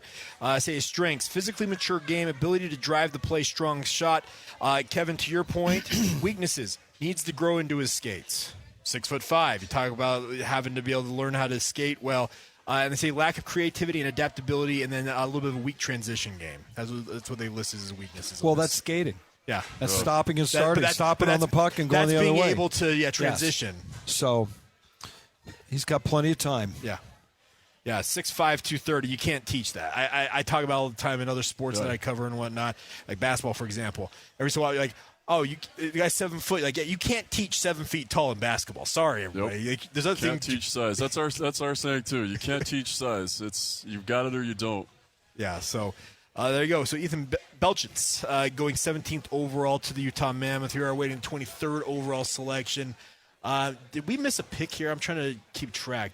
We did? We did. All right. What do we? I don't know. My computer's right in front of me. Let me pull. I can pull it up on my end too here real quick. I was still just watching fight tapes. This kid can fight. Elton Hermansson out of Modo in Sweden went 19th overall to the Los Angeles Kings. Obviously, the Kings and Mammoth swapping those picks in that trade. Kings got their guy probably. That's why they moved down. Yeah, they obviously felt like there was an opportunity to collect an asset because they got a third-round pick out of the deal to drop the 2 slots. But and I think, to your point, I think it was you that said this, Jay. This guy, speaking of Ethan Belchetz, kind of fits the whole MO of what the Washington Capitals want. And the Utah Mammoth are like, we're going to swipe him right out from in front of you. Yeah, and that's how they did with Cole Beaudoin. Yeah, exactly. Exactly. So it's a good thing. I'm excited to see this kid play. You just think about it, and like I said, I hate to keep repeating myself, but at the beginning of the week, at the beginning of the month, we kept saying, "What do the Utah Mammoth need?" And the first answer for me was grit. We need sandpaper in the lineup. It's overwhelmingly effective in the playoffs. It helps you game to game. But when you get in a 7-game series and you keep applying that sandpaper to the top line or to the second line of your opponent, it starts winning you games. That's the thing that can really tilt a game. And you saw it when the Capitals were winning. It was Tom Wilson that was out there. I mean, obviously, I'm staying with Tom Wilson. Okay. I saw you turn, and I'm like, look, I know Oshie and Ovechkin, and they were scoring goals, but it's the sandpaper that was getting under everybody else's skin and making them stop playing their game and started retaliating, getting penalty. You get power plays that way, You get guys that are afraid to go in the corner by the third game or by the second game. They don't want to stand at that blue line. It changes the game. It does. Well, and you guys can speak to that better than I can, because I think I've told you both at some point. I did the draft with you guys last year. I'm a latecomer to the game of hockey. I had a cursory interest most of my life. I was a football, basketball, golf guy. But since the Mammoth came in, obviously, as a result of what I do in my profession, doing sports radio, kind of got to learn the sport. But I've learned very quickly when it comes to this is that, yes, you can't teach size. You have to have that. You have to have guys who can skate. And that's more and more of a thing in the modern NHL is everybody can skate. Oh, yeah. It's a speed game. Because eras past, you could get away with not being able to skate as well, but it's no longer the case. Mark Stone does all right. he's the exception of the rule. Yeah, exception versus the rule. No doubt about it. Still a really good skater. He is. Yeah, but more and more. Oh, we got another pick coming in. What do we got here? Morozov. To Buffalo. Miami of Ohio. Fascinating story, this kid. What do you got, Kevin? So he played for the Tri-City Storm 2 years ago in the USHL. 11 goals, 11 assists. Okay. Not a lot to speak about. His coach, Anthony Noren, leaves Tri-City, takes the head job at Miami of Ohio. Takes him with him. He goes right with him. He's the only one of 10 kids in the last, since 2012, to play his entire freshman year as a 17-year-old. Wow. He's still only 17. And this year he had 8 goals and 12 assists, so he arguably had in 36 games. Yeah. He arguably had as many points as he did in his first year of college. Match the production. Loves the coach, obviously. The coach loves him, so he's going to get opportunity. He'll go back to Miami. He played his whole 17-year-old year. There you go. One of 5 17-year-olds to play in the NCAA last season, so he was a young buck. And he played the whole year. Yeah, the whole year. So most of them turn 18 during the season. So, but interesting, he followed his coach from Tri-City to Miami of Ohio. I think that was the kid that I saw a story. I thought he had made a junior team, and then he went to camp, and they're like, "You're not going to play," and then he ended up switching to Tri-City. I don't remember that, but I know Anthony Noren likes. It says when he's in Tri-City, he says he led the league in rookie scoring with those 22 points. So he's not a lot, though. Yeah, but he was 16. He's too. 16 years old, so he's playing against guys much older than him at that point, and he's probably still growing his body. Much like we've talked about tonight, he's 6'3", 205 pounds. So he's grown. They're continuing to say it just kind of shows you the priority on size in this first round is a lot. But and we talked in the break. Yeah, hockey's the one sport you don't have to be a genetic freak. Basketball, you got to be tall. Football, you got to be big and wide. Yeah, and athletic. Yeah. Hockey, you can still succeed being an undersized human being. You don't have to be a genetic freak if you can play. You know, Cole Caulfield in Montreal. The kid earlier today that went to the Vigo Bjork to Winnipeg. He's 5'9". So, yeah, it's cool, good for them, and it's I don't know. I'm excited to see that Utah's got grit coming. And I'm trying to see, because like you're talking about, like Clayton Keller's not big either, right? Like no. So you talk about these guys that are undersized, they can't perform, but it's you got to have the balance too. You got to have some other. You can be small. You got to have somebody big on your line. I'm just seeing this, by the way, on the this pick for Morozov. It appears that he is yet another NHL dad to son transition here. Alexei Morozov from Moscow apparently played for the Pittsburgh Penguins. Has played a lot of his career over in the KHL as well, but apparently there's a family connection between these two. Perfect. Very cool. So it's crazy. It's insane to see how many of the, like, what did I say? It was 47 players or something last year that had and several picks in the first round. Yeah, and then a lot of picks in the first round. Matt Cullen's kid, Matty Malholtra's. And what a cool thing. And like I said, Matty Malholtra's such a great guy, but to be able to draft your kid is a cool and very odd thing. What if you have to trade him? What if the time comes where you got to, or you come into your office and you're like, hey, I'm sending you down, or you know, we've got that phone call to your significant other saying, hey, we're trading our boy. But hey, welcome to this professional sports. It's it's part of the game. There's a kid that very well may get drafted tomorrow, Bodie Leyland. He played in Tri-City this year, same place where different head coach. Yeah. And he's leaving there. He's going to Everett, and he's now his dad was at St. Thomas in St. Paul. He's now an assistant with the Gophers, and the kid's not committed to the Gophers, but he's got a spot. Got it. Okay. So, and talking to Dad, and I said, "Geez, Corey, do you really want him? You want to let him have his own journey?" And Duluth likes him, Minnesota Duluth, Western Michigan likes him. Does he go to one of those other programs because he's not with his dad, and you get the, if the kid doesn't pan out, he gets scratched, does it create dissension? Puts pressure on both sides. We'll see how he goes, but he'll be the top defenseman in Everett next year with their top two guys, including Landon DuPont, leaving. The thing about this is you're talking about the dynamics here, because a lot of these guys, there will be a handful, it feels like, that will break through into the NHL this year. It feels like you don't think this year will be that one many? Or two, not as many, three at the most. The top two probably. But that typically it seems how it goes with this NHL entry draft. Because you get like 2, 3, maybe 4 guys who will break through in their first year, but the vast majority of these guys 2, 3 years out. Yes. Well, I remember a couple of years ago out on the deck, the prospects. Who was drafted first? Tidge Aginla. We're just now starting to talk about him. Cole Bodwin. We're just starting to talk about him now. The fourth rounder that you like. Gabe Smith. Caleb Denoye. He had the wrist injury. Yep. He had a lot of points this year. I won't even attempt that. Max Pasenka. Maximilian Spasenka. Yeah. And these guys, he was last year. We're not even talking about him yet. So. Yeah, and that's the thing is there are a lot of players that we haven't talked about. We've only talked about our first rounders and one fourth rounder that I've been obsessed with. There's also a third rounder out of the 2024 draft.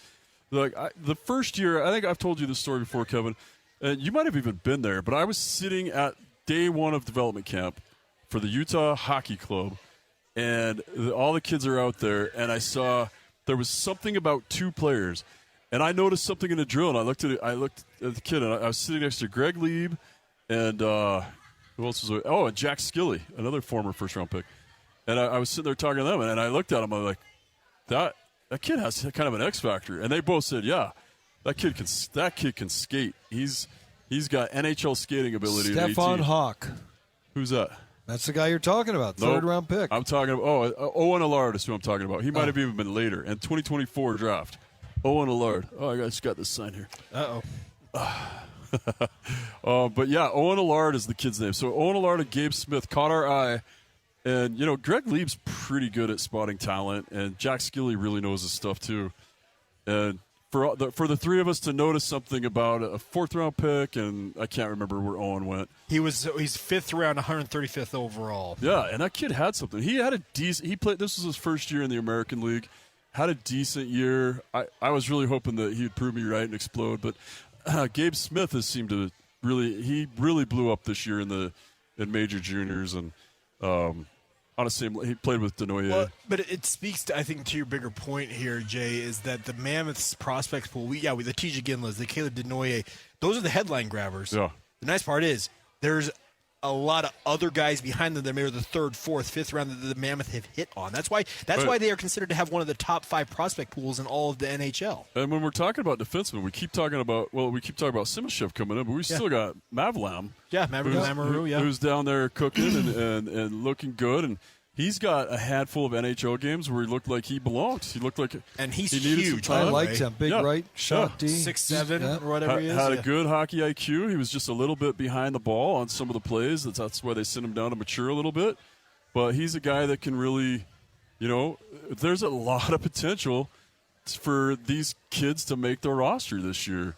And like I said, there are kids we haven't even talked about. That Zubas and There's tons of other prospects coming through that Utah could really surprise people with, or that these kids could surprise here? Utah. Another trade alert? Yeah, Gary Bettman stepping to the podium. I believe this is a trade alert here.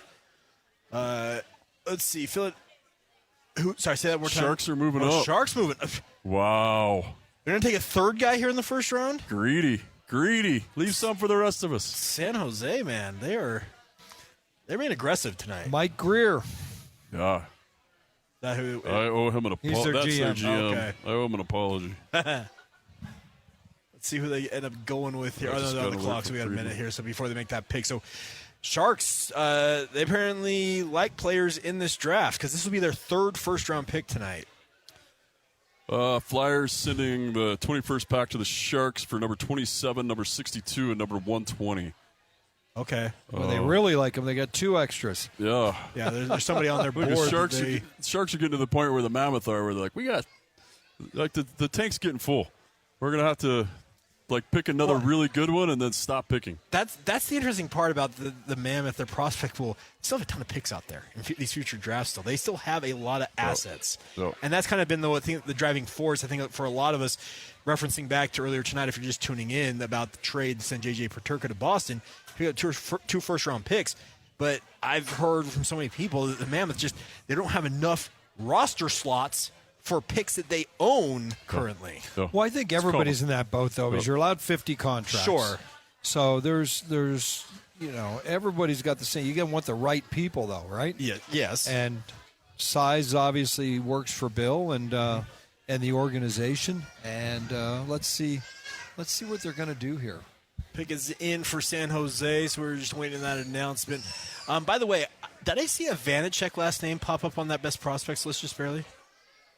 Up here? I don't know. I don't think so. I thought I saw last name Vanacek, and I'm like, hold on, is there a connection? Wow, yeah, I mean, very well could be. I'm just saying.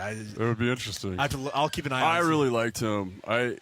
Vitek Vanacek, Yeah. was the number 2 this year for this past season. Ryan Lynn. is How who the about Sharks Maxim Solovisky for this pick? Well, let's see what they Let's got. see what they go with. picked. Ryan Lynn. Jay already has it. Got the update, and Ryan Lynn is the pick. So there you go. They defenseman out of Vancouver. So San Jose, 3 first-round picks. They traded to get back up into this. They had the 27th overall, so they moved up 6 slots. But we are 2 picks away from the Utah Mammoth being on the clock currently. The Pittsburgh Penguins are going to be on the clock next. Ryan Lynn is 5'11". Oh. A right shot D. He's only 5'11", played in Vancouver with the Giants in the WHL, and not the biggest kid in the world on the back end. Okay. Hey, Christian, you had said something in my ear while we take a break. Oh, okay. Let's hit a break here. Yeah, so let's fit it in real quick. Yeah, before Utah Mammoth come up once again. But more in a moment. Once again, we are live here at JCW's in American Fork, 580 East State Street. Feel free to stop on by, get some food, say hello to Kevin and Jay. You don't want to say hi to me. Let's be very clear about that. I'm here to steer the ship along. But more in a moment. NHL draft coverage here on 97.5, the KSL Sports Zone. Make game day yours. Tickets, food and drinks, stats, and streaming. Everything you need is in the Utah Mammoth app. Download today and make game night easy. Download on both Android and iPhone. Tusk Top. Welcome back to our NHL draft coverage here on 97.5, the KSL Sports Zone. Proud to be the exclusive radio home of the Utah Mammoth. He is Kevin McClosky. He is Jay Stevens. I'm Jay Catch. Thank you to all of you for tuning in. We are live tonight from JCW's down here in American Fork. Feel free to stop on by. 580 East State Street. Would love for you guys to stop on by, say hello. We are awaiting the Utah Mammoth's second first-round pick. The pick is in for Pittsburgh here, and it is Liam Ruck out of Medicine Hat. One of my favorite names in all of the Medicine Hat up there in Canada. Yeah, that's one of the Twins, right? Isn't that one of the Twins? Yes. Yeah, so North Dakota commits. Hilarious kids. Every interview I've seen of them in the last week have been hilarious. I saw them do like a telepath thing where they stood on opposite sides of this board. Try to channel each other. They'd ask a question, and then they'd give a countdown. All right, 3, 2, 1, and they'd both answer it. Every time it was the same answer. Comedians. Liam, 45 goals, 59 assists. His brother, Marcus, 21 and 87, 108 points to 104 points. That's 212 points from the Ruck family. And they're twins. Yeah. I don't know which one came out first. Who's older? They want to play together. And that's the thing. I remember, wasn't it St. Louis that had back-to-back picks before they traded in the middle? I think they had a back-to-back. And there were some people projecting that they may take the Rucks back-to-back in those slots. There was a lot of talk about that, and that's really what everybody thought was the only way it had happened. Probably the best GM maneuver we've seen in recent history is with the Sundin twins. Vancouver, Sedin, Burke. and who are, by the way, now running like the Canucks. for the Canucks. Yeah. So Brian Burke traded up and finagled to get the second and third picks and got the Twins. Yeah. Amazing work. Henrik and Daniel Sedin, right? Yeah. Yes. And now very good. Well, they're now I just know that they're now running it. They're now back in charge of which, by the way, they just had to make the move on Adam Foote, and then the Utah Mammoth pick up Adam Foote as their. He'll be the lead assistant. Is that right? Or is it? He's going to run the D, I think. Yeah, he's the D coordinator, I guess. Yeah, it's going to be interesting to see what happens. With the coaching staff there and who they move where and how, because there's not enough room for the coaches that they have. Yeah. So so you're going to see. Mario Duhamel is going to. Duhamel's moving off the bench. He's doing something else. They said they're going to be reassigning him. Yeah, he's got a year left. Yeah, his son Thomas played for us 2 years ago. I was going to say, I know the family very well. Oh, really? Okay, cool. Yep. So what are we thinking? I just pulled the up. Mammoth are now on the clock. Okay. Where are we at? Yeah, Ruck is. Yeah, so Ruck is going to Pittsburgh. So he'll be joining Sid the Kid and the Penguins. So now the Mammoth are going to be on the clock momentarily if they're not already. They're on the clock. It still says pick is in up here on ESPN for us, but I'm assuming the clock has started for Utah with the 23rd overall selection. Now, they did pick up this pick. If you're just tuning in, they picked up this selection in a trade earlier tonight as the draft was really getting going, sending J.J. Peterka to the Boston Bruins. They got tonight's 23rd overall selection, as well as a top 10 protected 2028 first-rounder from Boston to send J.J. To the Bruins. Yeah, just an easy way to get out of that salary and that long-term contract, I think. And they picked up – I don't think they picked up enough to save face on that last year trade. Doesn't feel like it, no. But not that I'm going to bring that up or anything. But it was I think, Kevin, you made the point earlier. You realized it wasn't working, so you're just going to move on. Move on. That's it. They got 2 picks, so they effectively made that trade to Buffalo for 2 first-round picks. Correct, yeah. And obviously, with what Josh Doan has done in Buffalo, there's a little bit of the buyer's remorse in a way, and saying, hey, maybe you should. But, hey, you live and learn. Who? Josh Doan? I've never heard of the guy. Listen, you win some, you lose some. Yes. As long as you win more than you lose, correct. You're in good shape. Look, they've been doing phenomenal. That one just always confused me. Yeah. Everything else is awesome. And like I said, I just pulled up.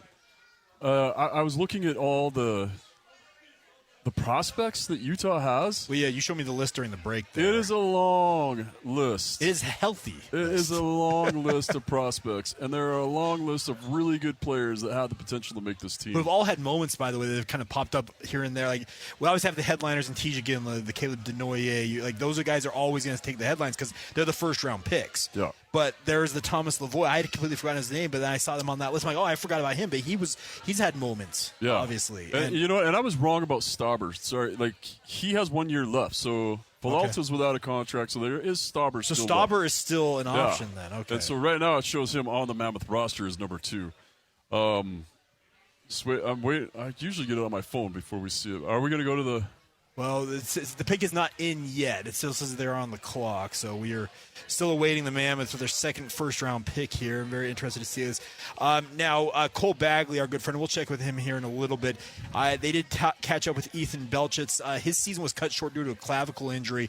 Yes. He was asked about it by Cole, and the report I'm seeing on social media from Cole declared himself 100% healthy. He says he's taking hits, he's doing everything, so he feels like he's ready to rock and roll. So that's good news. He'll be on the ice Monday. You got any guesses? Oh, yeah, that's right, Monday. Yeah. Prospects I'm just looking at big defensemen. Yeah. What do we got then, Kevin? A kid named Nikita. Okay. Sherpakov. Yeah, there it is. Jacob Vanacek. He's now he's down the list on that. There's Jakub Vanacek. So I saw that last name, and I was like, hold on. 6'3", 190. Big skating defenseman, long striding defenseman. I don't know. We'll see. I mean, you get down to here, and listen, you might pick a Hall of Famer, and you might pick. Well, that's the thing is that it feels like that top 10 picks. Oh, they've got the pick. Let's throw it out to the podium. Here you go. Obviously, we have a trade. The Utah Mammoth trade pick number 23 in this year's draft to the Detroit Red Wings in exchange for Sebastian Kosa. 23 from Utah to the Red Wings for Sebastian Kosa. There you go. Jay, you got your goalie. Sebastian Kosa, who he's – okay, remind me. Look, I'm 50% right and 100% wrong on this one because I did not think they were going to pull it off. I didn't think Detroit would give him up. I wonder what Detroit sees in their future, first off, in goaltending. But I don't know. Is this kid going to be better than Stauber? Their numbers were similar. This is a kid that everybody thinks is amazing in the AHL last year. This is awesome. We're going to see – he won't be at Dev Camp, but because he's already played 3 years. But that's pretty cool. We did get the goaltender that they were looking for, and that's what the rumor was that we were going to pick up Kosa. He's had a straight up first rounder for a guy that's now got 3 years of experience. So you're bypassing the development part of it. Yeah, and you're probably projecting him, wouldn't you think, to be your number 2? Yeah, I mean that's why they're going to give up that pick. But if you're going to do that, if you're going to give up a first round pick. You're not just going to take somebody you're going to bypass the development stage. He's going to come in because you said how much experience he's got in the NHL. One game. One game in the NHL. But he's thought of very highly, obviously. And he's 23 years old. He was a first-round pick, 15th overall in the 2021 draft. He's out of, he played in the WHL for the Edmonton Oil Kings. From Hamilton, Ontario. He's got games in the ECHL, so we're brothers. We're same league. All right. He played for the Toledo. I played for the Toledo Walleye. Well, I e-booked for the Toledo Walleye. You say the Toledo Walleye? Yeah. That is an incredible name. It's one of my favorite jersey setups I love ever. that. They used to be the Gold Diggers. I like Walleye better. Diggers. I like Walleye better, but the Gold Diggers is good too, though. Okay, so last year, 39 games played, 2.33 goals against, .915 save percentage. 26 wins, 8 losses, 4 overtime losses. The year before that, he played 1 game in the NHL, so not even last year. So the year before that, 1 game in the NHL, an 85% save average. He gave up, I don't know how you give up 2.67 goals in 1 game. Anyway, an 85% save average is what, but last year had a stellar year. Everybody was really high on him in the AHL. This is a kid that was not waiver exempt, so this is one of the guys that somebody would have picked up on waivers if Detroit picks up another goalie. I don't understand what Detroit thinks they're doing with goaltenders because they've got it doesn't matter because he's ours now because they've got Gibson, they're losing Cam Talbot, and, well, I guess they got a Czech goalie too, Postava. So, yeah, good for us. So he's a restricted free agent. So he's an RFA then. Okay. So he'll get re-signed. And he's 6'6". So big body, much because Hrabel is 6'7", right? 6'7", yeah. So this is GMBA. He likes the guys who are tall and big. And we're going across the board, by the way. Forwards, defensemen, even in goal. He wants long, big athletes. Yeah, well, that's every team in the NHL is just drafting big guys now. Like I said, it's Detroit takes J.P. Hurlburt out of Kamloops. Allen, Texas native. So how do you know this kid doesn't come in and challenge? Well, isn't that what you're hoping for, though? You made this point earlier, is. Kevin, because that's what you want. You're not necessarily saying, hey, Veggie, you're our number one, no doubt. Like, you have to have the competition. Yeah. Well, he starts out as number one. It's his net. But you just traded a first-round pick for this guy. You're expecting him to make noise. Yes. So Bill Armstrong has said this about every position in the team. You have kids coming in. He said basically everything's up for grabs during training camp. Everything's up for grabs. It's nobody's net. Nobody's on first line. Nobody's on second line. Nobody's PP1. Everything's up for grabs. Sure. And so, but there are other goalies in the Utah Mammoth pool, and so it's not that they're just. And they still have that Anson Thornton. He played games in the ECHL and the AHL last year. He's an RFA this year. Robel just signing. Yeah. Melker Thalen, which he's a Swedish goalie that had a lot of upside to him. A lot of people thought he was going to be the Arizona Coyotes' next goalie. He was picked before Robble. He's picked in 2023, and a lot of people thought he was when I started paying attention to what was going on in Arizona, he was somebody listed very high. So it's interesting, and then they have that. There's a couple other goalies anyway. So I'm just seeing this, by the way. The Athletic, so they have a list of where they rank tiers of prospects for teams. According to the Athletic, the Detroit Red Wings' number one prospect, Sebastian Casa. Nice. Sounds like he's the Utah Mammoth's number one. But that's the thing is, so he is listed as a tier one prospect, which is the same level that they list guys like TJ Ginla, Caleb Denoye. So this is a top shelf guy. And to your point, Kevin, he's a 2021 draft pick, so he's already gone through the developmental phase. He's coming in. He's going to be competing. Absolutely. 100%. So, again, and I go back to what we started here. When we got here and the questions were, what did Utah need? What could Utah do in the first round to really fill gaps? What did the Mammoth need? And we answered it, right? The first two, and I said it last, the two answers were a goalie and grit. And, there you go. That's the first round for the Utah Mammoth. I think they went out and got exactly what they wanted. There are a lot of times that us on the outside say, this is what I think they want, and they need to go their own way, and they know what they want better. They were what they need better than anybody. But it seems to me like they knocked it out of the park. Check the boxes. Yeah, I'm super impressed with this draft. I came in really hoping for some big trades. I think these are smaller trades, but they were better trades. They didn't give up anything. No. They didn't give up anything. They gained in the cap. Yeah. Correct. They now have two goalies under. Let's say this kid gets $1.5 million. Yeah. Okay, now they're at $6 million for both goalies. Isn't Veggie 4.5? Yeah. And then you already mentioned with the 7.5 that 4.75. So they're at $6 million. If you give them $1.5 million, you're at $6.25 million for your goaltending. Yeah. And with J.J. Peterka coming off the books, you said it was $21 million in space in the cap. So they've got. It's free agency is going to be interesting. July 1st is going to be interesting. It's not going to surprise me if something else happens. But man, I'm really impressed. I'm happy with the way things went. I'm excited to see this goaltender. I wonder if his agent wasn't saying he was going to re-sign in Detroit, because I wonder why he was giving up. If he's such a high prospect, And last year, just to quantify this, is Robble was rated the best goalie in the world that wasn't in the NHL. Correct. So that includes the AHL. Yeah.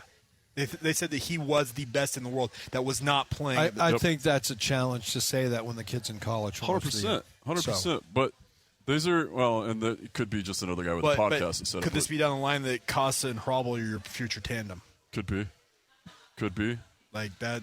That's projecting 2 or 3 years down the line at least. But I don't want to count out Stauber yet either, and I'd like to see Villalta get another chance. I really like those goaltenders. I thought they had great years in Tucson. Robble's got a couple years to cook and mature. So Casa buys us time. He could – I hope he's everything that they say he is. I didn't get to see him play. Did I? No, I didn't. I went to a bunch of AHL games this year. So – just trying to figure out. I want somebody to really push Veggie. I love Veggie, but there are some things about him that drive me nuts, and I've talked about it before, and it's part of his battle technique. I think, he's comfortable. I'd like to see him stay off his belly a little bit more when he battles, like on second and third saves. I just think he goes on his belly too soon, and when you compare that with other style goaltenders, it seems like that might be a Czechia thing, and so we'll see. We'll see what this new kid can do. He's I wonder who his goalie coach is. I wonder who's been coaching him for a long time. Vancouver Canucks, their pick is in the 24th selection, so we'll see what they do here, because Vancouver just completely turning things over right now. That's miserable. But it's a full reboot. Like that's talking from top down. Like they just completely have said, "Hey, what you guys make of the coaching, the extension of Tourney and Blaine Forsyth? Well, and that's the interesting point about this, because remember when the Adam Foote emerged. Yep. Everybody figured Forsythe was out, yep. but it came out very quickly that Forsythe got a contract extension right alongside Bear, and it'd be interesting to see what happens with that, like just in terms of, because you're right, there's too many coaches for slots currently, but there's going to be some reassignment within the organization on that front. But here's the thing. Bear he went through a lot of the slop that they would dealt with in Arizona. It's 5 straight years of improving point. Yep. I don't see any way that you weren't going to extend him and give him, because I think of it because Ryan Smith owns both teams, Utah Jazz, Utah Mammoth. Jazz are just coming out of their slop. Trust me, I've done this the last 4 years. Just coming out, they haven't even made the playoffs. I know, but they're going to now. That's the expectation this coming season. Kind of like it was for the Mammoth this past year. They're armed. The expectation was to make the playoffs. If you continue to produce, and Will Hardy with the Jazz, he's been extended twice, if I recall correctly, despite these 4 years of them actively turning things over here. So I was not surprised in the least that Bear got that extension. It just, if he's produced, he's improved points 5 straight years. Very few coaches have done that, so I think it's well deserved on his Interesting end. too. Adam Foote worked with with Bear in Colorado. Yep. And they also coached in the 2013-2014 range. They coached AAA together. Oh, really? With Mason Manick played for Bear and played for Foote, and then played for Sakic. Well, Duhamel has been with Bear for. So the guy I thought the Mammoth were going to take, as I had projected tonight, I thought they were going to take Adam Novotny, go into the Vancouver. Everybody Canucks. had him on the list. I know. As going in it. So Duhamel's been with Bear for 19 years, I believe, 18 or 19 years. So that's got to be a hard separation. Here's my take on it. And a lot of people freak out about like this and that. We lost this game. We lost 3 in a row. We lost 5 in a row. Uh-huh. But at the end of the season, we made the playoffs. The Bears made improvements every time. And you see the Utah Mammoth developing, and everybody's like, oh, he's just a development coach. They just brought him in to develop these players. Well, look at what's in the pipeline. It's 5 more years of development. So if you have one of the best development coaches, and he's known as that, Team Canada picks him to develop their talent. Right. He's known as a development coach. Utah has that, and they have a ton of prospects, right? We have the top prospect. Why would you dump him, right? Yeah, I agree with you. So it was a great extension, I think. 100%. And as far as the Forsythe thing goes, okay, 2 years ago, Utah had a top 10 power play. 1 year ago, Utah had a top 10 power play and a penalty kill. Last season, Utah started off unbelievable. Sure. Yeah. Like, I think they were like they were flying 10 for 15 in the first few games. They were flying, yeah. And they were unbelievable. And then the wheels fell off, and then they couldn't put the wheels back on for a long time. After the Olympic break. Coming back after the Olympic break, they were a top 10. Yep. Second. Yeah. After the Olympic break, they were second in the league in power play percentage. But how long does it take to erase all the other stuff so that your stats look right? In an 82-game season and now an 84-game season, and as a goaltender, you have a game where you give up 6 goals. It takes forever for your save percentage to go back up. It takes 0 time for it to come back down. Yes, correct. It's the same thing with your power play and penalty kill. The penalty kill was decent all year. But that's him too, right? And now you're going to have Foote kicking in. I was going to say, and anybody who knows Adam Foote's background, one of the premier defensemen of his day, he knows penalty kill. Scored a big goal in 97. Yes, but I'm just saying, like, he in terms of a guy that can say, hey, I've walked the walk, boys. Hi, this guy offers that in spades. Yeah, and very well versed in power play as well. So correct. Yeah. Don't think that Adam Foote's not going to have some influence over the power play. It's going to be Forsythe's for sure, but you bring in Adam Foote, who is not only is he amazing on his own, but he has been surrounded by by Joe Sakic, who's a phenomenal, just a hockey mind, and he's got that influence as well. You want to talk about one of the best power play players in the history of the game? It's Sakic. Yeah. Right? So you're going to have kind of that secondary influence. And I think, to me, it made sense to keep him. And I understand why people didn't get it. the numbers looked skewed, and it was a rough first half of the season. But after the Olympic break, I didn't know they were 2. I think maybe somebody told me that before, and I refused to believe it. They were second after the Olympic break. And it's frustrating as a fan to watch the power play just struggle and give up. That's where frustration comes from the fan side of things. Oh, yeah. When both sides of it aren't functioning and you're like, okay, what's going on here? Yeah. So it's bad enough not to score on your power play. It's terrible to get scored on your power play. But anyway, I think that's going to be corrected, and I think there's an expectation, and it doesn't matter what your contract says. If you're not doing well, they'll gas you. This is the NHL. We're learning, right? You could be on your way to the playoffs 8 games out and get fired. 2.7 years is the average length of a duration of a NHL head coach now. It's under 3. Yeah, and Tourney is not one of them. Obviously, he's the 4th longest tenured coach now. Yeah. Which is that says something in and of itself. I agree. So, just behind one of Ryan Smith's golf buddies in Cooper. So it's, I think that the Mammoth are making all the right moves. It'd be fun if they didn't, because I haven't had a chance to be the media guy that spits fire at some of the decisions they make, because I'm always pretty impressed. And I'm excited about what happened today. I'm excited about the extension. I absolutely love Bear, and not just as somebody that talks to him and respects him, but as somebody, when I watch him coach, and Kevin, I think I've told you this story before. There's been a couple of times where I've sat down next to somebody and watched a hockey game. The first time I ever watched a AAA game with JP Parisi, and Parisi's telling me these things I do not see at all. And there was another time when I was a Warrior rep, and we went in and we were watching an NHL game, and I'm forgetting his name all of a sudden. But one of our other reps, he was an NHL rep. He was a long-term NHL player with Minnesota. Anyway, he's telling me, he's like, "Oh, that guy's never. He switched his curve today. He's on the wrong lie." And I'm like, "What are you talking about? Like, how do you know?" He's like, "Oh, look at the way he's standing. He's not going to pull he likes to do this move off the wall where he pulls the puck this way."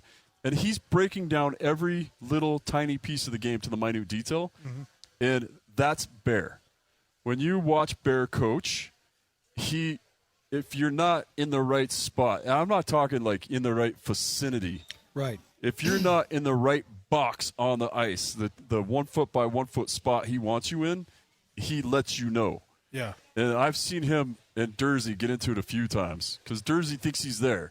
And instead of just being like, okay, what did I do? I need to do better, he'll argue with Bear, and Bear just lays into these guys. And so for people that don't think he's coaching, they don't see it. Yeah. He doesn't coach during the game. He runs the lines. He coaches a practice like NHL does, and the details are amazing, and that's why the team's getting better and better and better. Not that it matters for much, but I went on X, aka Twitter, and I just searched Sebastian Costa's name. Yeah. Red Wing fans are not happy that they gave him away for the 23rd pick. So I know one fan to my left here is pretty happy. I know, but I'm saying, like, from the Red Wing side of things, a lot of their fans on social media less than enthused that Sebastian Costa coming to Utah. But I'm excited for this. And Jay, you got your guy. Yep. So there you go. All right, let's take another break. Come real quick. Ottawa Senators, Jonas. I can't even find the kid. Lagerberg-Hon. He is from Sweden. That's quite a name, though. 9 goals, 7 assists, 9 games before a knee injury last year. So season cut short, obviously, just that much production. But apparently Ottawa liked him enough to take him here in the first round. All right, we will continue on momentarily, getting towards the tail end of the first round here. As a reminder, first round of the NHL draft tonight, rounds 2 through 7 tomorrow. In terms of if you're keeping track of everything going on when it comes to the draft. But more in a moment. NHL draft coverage continues live from JCW's in American Fork, 580 East State Street. Feel free to stop in by, grab some food, grab a treat. I know that, Kevin, you're enjoying a shake over there. They got incredible shakes here. Yeah, they kill it here. Excellent. Food's awesome. The shakes are awesome. I just love this place on a personal note. But more in a moment, continuing on NHL draft coverage right here on 97.5, the KSL Sports Zone. We all have routines. I'm Jabron, and with diabetes, mine was finger sticks. Sometimes I skip them because they hurt. The Freestyle Libre 3C GM changed that. It gives me glucose insights without finger sticks. Learn more at freestylelibre.us. Finger sticks are required if your glucose alarms or readings do not match symptoms, or when you see check blood glucose symbol for the first 12 hours. The views expressed should not be used for medical diagnosis or treatment as a substitute for professional medical advice. Individual circumstances may vary. For prescription only. Safety info found at freestylelibre.us. Ice Cube's Big 3 is back. The most competitive basketball league on earth is on CBS this Saturday. Big 3 All-Star Dwight Howard and the LA Riot take on Greg Monroe and the Dallas Power. Then in another clash of undefeated teams, Earl Clark and Coach Steven Jackson lead the DMV Trilogy against Montrezl Harrell, Coach Dr. J, and the Chicago Triplets. The game played the way you love. Watch live Saturday on CBS at 4 p.m. Eastern, 1 p.m. Pacific, and catch replays Monday on BET. Presented by iHeart. Make game day yours. Tickets, food and drinks, stats, and streaming. Everything you need is in the Utah Mammoth app. Download today and make game night easy. Download on both Android and iPhone. Tusk Top. Welcome back to our NHL draft coverage here on 97.5, the KSL Sports Zone. We are rejoined now by your Utah Mammoth insider for KSL Sports, Cole Bagley. He is at Utah Mammoth Ice Center, obviously covering things as he does every single day for us here on KSLSports.com as well as the KSL Sports Zone. Cole, a little bit of action with the Utah Mammoth, a trade to get a backup goalkeeper. But let's start there. Sebastian Casa coming to Utah in exchange for the 23rd overall selection. Your thoughts are? I think it's good. I think that this is a much better scenario and situation than going to the free agent market and trying to find a goaltender to give another chance to. That obviously, they tried that last year with Vitek Vanacek. It didn't work out. He didn't stick. And this upcoming goaltender free agent class isn't much better. So, instead of adding yet another prospect to their pool, they go and they get a guy who's got a lot of potential, who originally was a 15th overall pick in the 2021 NHL draft, who I think has a good amount of potential, and I would expect to serve as their backup this coming year. Yeah, it's been pretty exciting. I'm wondering, you're with a lot of fans right now, right? How are the fans taking this? I'm actually not right now. I'm at the practice facility, but we're at a media watch party. So okay. We're upstairs. So we're around with fans. Yeah, they hooked us up with some Zao. It's pretty decent. All right. Just saying, we're getting hooked up here at JCW's. So Cole, what is this kind of how you thought this was going to go? Because we were talking about it. You and I talked what the needs were, and how do you feel about how things went today? Yeah, I think they went pretty good. I mean, I would probably give the Mammoth an A for how today went in terms of. You tried an experiment with J.J. Peterka. It didn't work. You decided you needed to move on. And so you move on from him, and you end up flipping him for a solid, very, very good power forward prospect, in Ethan Belchetz. That kid was originally anticipated to go, in the top 10 or close to the top 10 before his clavicle injury.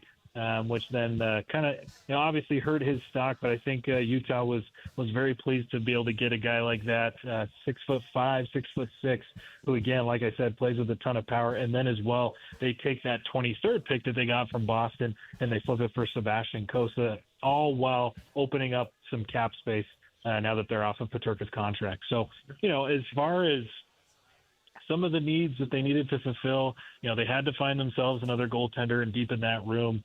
And they needed to get off Peterka's, JJ Peterka. And so I'd say that, today I would probably give them an A for an overall grade.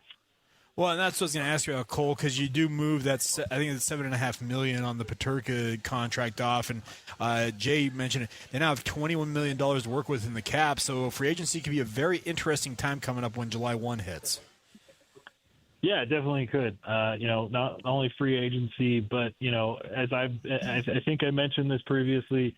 I think I mentioned a couple of times today. But what I've been told is that the National Hockey League right now is a trade league. You're generally only going to get measurably better by making trades and seeing if you can't move guys that aren't necessarily helping you and to bring in guys that you think can help you. Not to say that they won't go to free agency, because you have to, right? You got to fill roster spots, and there's going to be openings. But, we'll see what they do. That's a good amount of money, to potentially, try to do something else with. Do you think they keep any of the free agents that they have? The pending free agents? Yeah.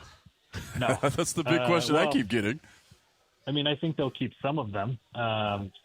But I do think that a handful of them are probably on their way out the door. I don't know many professional athletes who unfollow their previous teams on Instagram who end up coming back, right?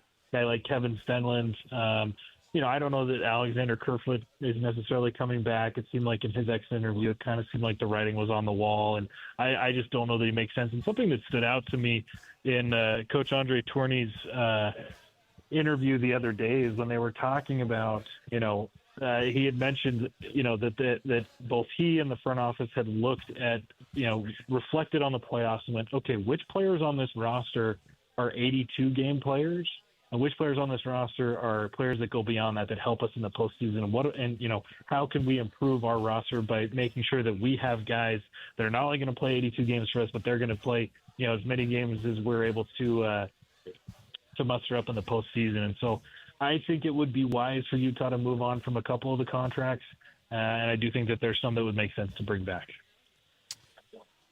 Do you think? I think you and I are probably in agreement that they'd probably try to bring Yamamoto back. Like, he probably earned another year.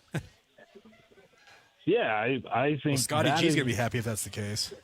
That is one of the contracts that I think would make a lot of sense to bring back on a short-term deal, but are there other teams out there that would give him more than a year's contract? I mean, I think, to be honest, I think that he's proven that he should get, maybe 2 or possibly 3 years, but I don't know if Utah's willing to give him that long. That's a really good point. I mean, we got him at a low point. Yes. Utah brought him in when Seattle basically didn't want him. He came in on a PTO, and so it's a really cool story whichever way it ends up. If he ends up here for another year, or if he gets a big time contract, he is a wonderful player and a great person. It would be cool to see him get a long-term deal and go succeed, or stay here and succeed.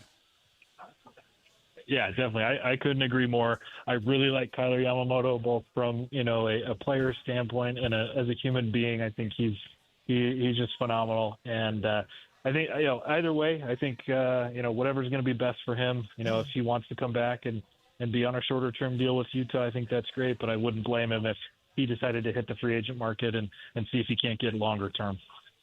Real quick, Cole, I know you did have a chance to catch up and at least speak briefly with the one pick the Utah Jazz did make.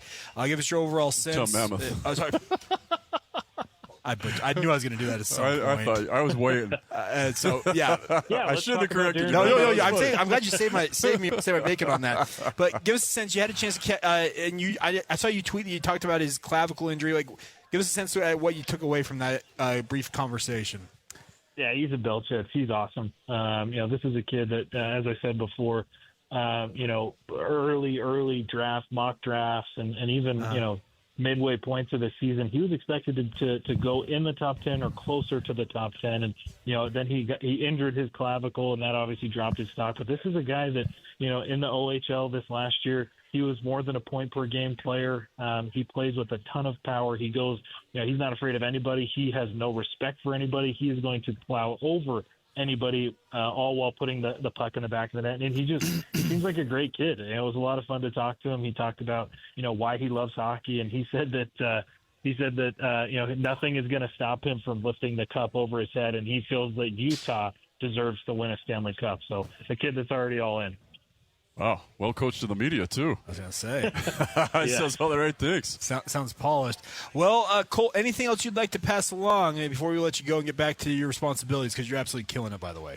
I appreciate it, and I think that's it. We've made our money today. We've reported the picks, we've reported the trades, and we'll see what Day 2 has for us. Yeah, some of us do. Well, Cole, keep up the great work. I know I expressed this to you privately, but you're absolutely killing it and appreciate everything that you do covering the Mammoth like you do. I appreciate you guys. All right, there you go. Cole Bagley, obviously Utah Mammoth insider for KSLSports.com, and obviously helping us out here in the KSL Sports Zone. Apparently hanging out with the media, watching things, and getting fed apparently really good food up there at the Utah Mammoth Ice Center. No way it's this good. JCW's is the best. I was going to say, JCW's is a pretty good league. That's where we're at tonight, 580 East State Street in American Fork. Still a steady stream of people coming in. Oh, yeah. So it's packed. Love for you guys to come on by. Let's see, we're pushing up almost 840. So, yeah. Time flies when you're having fun. We missed a couple Sebastian picks. Costa could be on his way. What do you mean? Sorry. To Jay. Oh, yeah. Right here. He's looking for a burger. Let's do it. Yeah, let's do it. Yeah, I'll be okay with that. All right, couple things real quick. Yeah. I'm looking at Grand Rapids here. Costa played 39 games. He had a 233, a 9.15, 26, 8-4. Did not play in the playoffs. They played 8 games. They went 4-4. They ran away with the division, 51-16. Okay. Michael Postava played 25 games, had a 171 and a 937. So his numbers were better than Costa, and he played all 8 playoff games with a 912 and a 209 in the playoffs. So Detroit obviously is sided with Postava versus Costa. They had to pick between 2 guys, and they went with their. Okay. So he ends up here, Costa ends up in Utah, and Postava probably ends up in the NHL next year. And they're the same age, a year apart. So, yeah, they had to make a decision one way or the other. I like it. All right. Well, gentlemen, let's wrap things up here. All right. First round's winding down here. I think we're at the Vegas Golden Knights on the clock here. 28th overall selection, it looks like. So we're coming down the home stretch of the first round. They had to go put a search warrant out to find their scouts because they never draft picks. That's true. Yeah. They do. That's the thing about VGK. They seem to always they move their picks out for players, like established players. Typically. In this case, they got picks back. Yeah, they did. 2 first-rounders. Yes. And the Pavlo Dorofeev deal, sending him to the New York Rangers. He's apparently going to sign a pretty hefty deal to stick around in Madison Square Garden. You'll need more than one wheelbarrow. More than one Yes. wheelbarrow. Yeah, so, by the way, Dorofeev, I thought he was one of the not unsung here, but he was very, very good in that Stanley Cup final. Until the final. No, right? The run up playoffs, he was good. Yeah, the final, he had the 2 games, 2 goals in 1 game. He earned this contract, I think, off that playoff run. I think is what. Well, he had 35 goals. He led the team. Sure, but and he was what on? You said he was on $2 million, I think. 2.8. Yeah, so there was obviously going to be. He's getting paid. Yeah, and he was a draft pick of theirs back in like 2019 or 20. So he's one of the few. He's guys. one of the few homegrown guys. Wow. Okay. So I'm going to see what they're going to give Rasmus Anderson. I would have kept Dorofeev and. But they gave up a lot for Anderson from Calgary. Yeah, they did. So no doubt. But as we've learned from Utah, just because you give up a lot to get something doesn't mean you have to dig your heels in and keep it.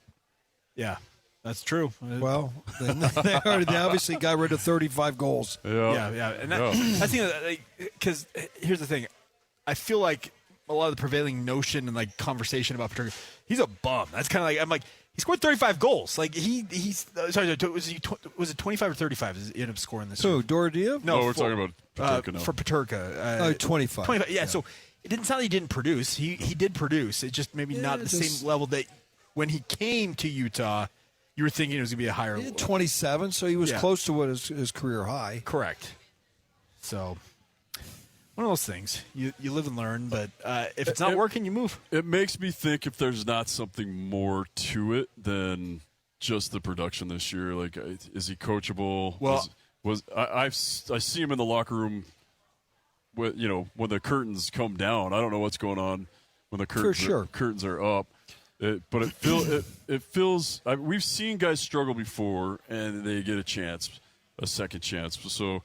Maybe there's more, maybe there's not. I don't know. Maybe, but it's pretty cool. Like it worked out. Hopefully, it works out for him somewhere else. Utah they didn't immediately feel the need for grit, but they eventually filled the need for grit with this draft pick, and immediately filled the need for another goalie. $21 million to help fill some of that. Yeah. By the way, Greg Wyshynski, who does a great job covering the NHL. This came out when the initial reports were coming out about Peterka being traded. He said, "Quote." J.J. Peterka is headed to Boston. Never worked out in Utah. Goes from a coach that never vibed with him to NHL's only German coach, unquote. Okay. Yeah. So to your point, that could be. Yeah. Just never. Is Sturm the coach in Boston? Yep. Yes. Yeah. So that, but Greg, I think, would have some insight on that. So that may. How do these guys I want to know how these guys have all the information that quick.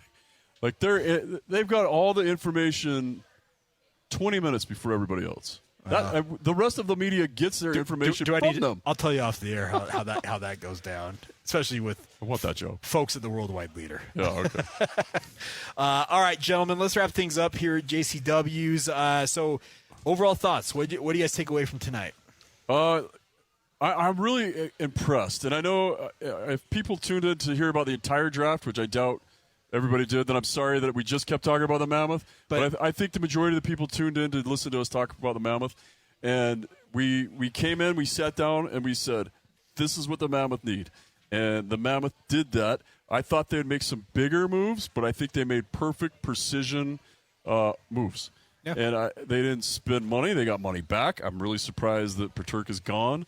I did not see that coming for just draft picks. So that I was kind of astonished by that, but when you digest it a little bit, it makes perfect sense. So I'm pretty impressed overall. And I like I said, someday I want to sit down and say that Bill Armstrong did something that I'm unimpressed with. Well, I guess I could with the Doan thing, but everything else, I'm always impressed by what he does. He's just very calculated in what he does. Nothing seems. If Costa comes in and becomes a Hall of Famer, he's wow. part of that deal. That's true. So then you can't even have that on the table anymore. What if he's our starting goalie by midseason? You know. So I have one word for tonight. Okay. Process. Progress. Progress. Okay. Progress. Yeah.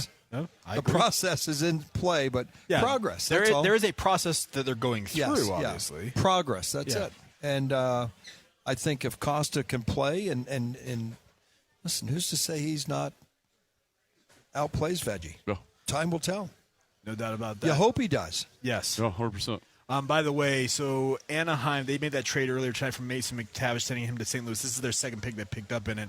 They take Marcus Nordmark out of Djurgården. There was a lot of Swedes gone in the first round. Another big size Swede too. I think he's 6'3". So When you stack all the Swedes up, it stands over our hamburger probably stand here. Start stacking Czech goalies. That's also right. True. How crazy is that? Yeah, no doubt about that. Progress. All right. I'm glad you're sitting right there. What's that? You got the best hat for the camera angle. Oh, yeah.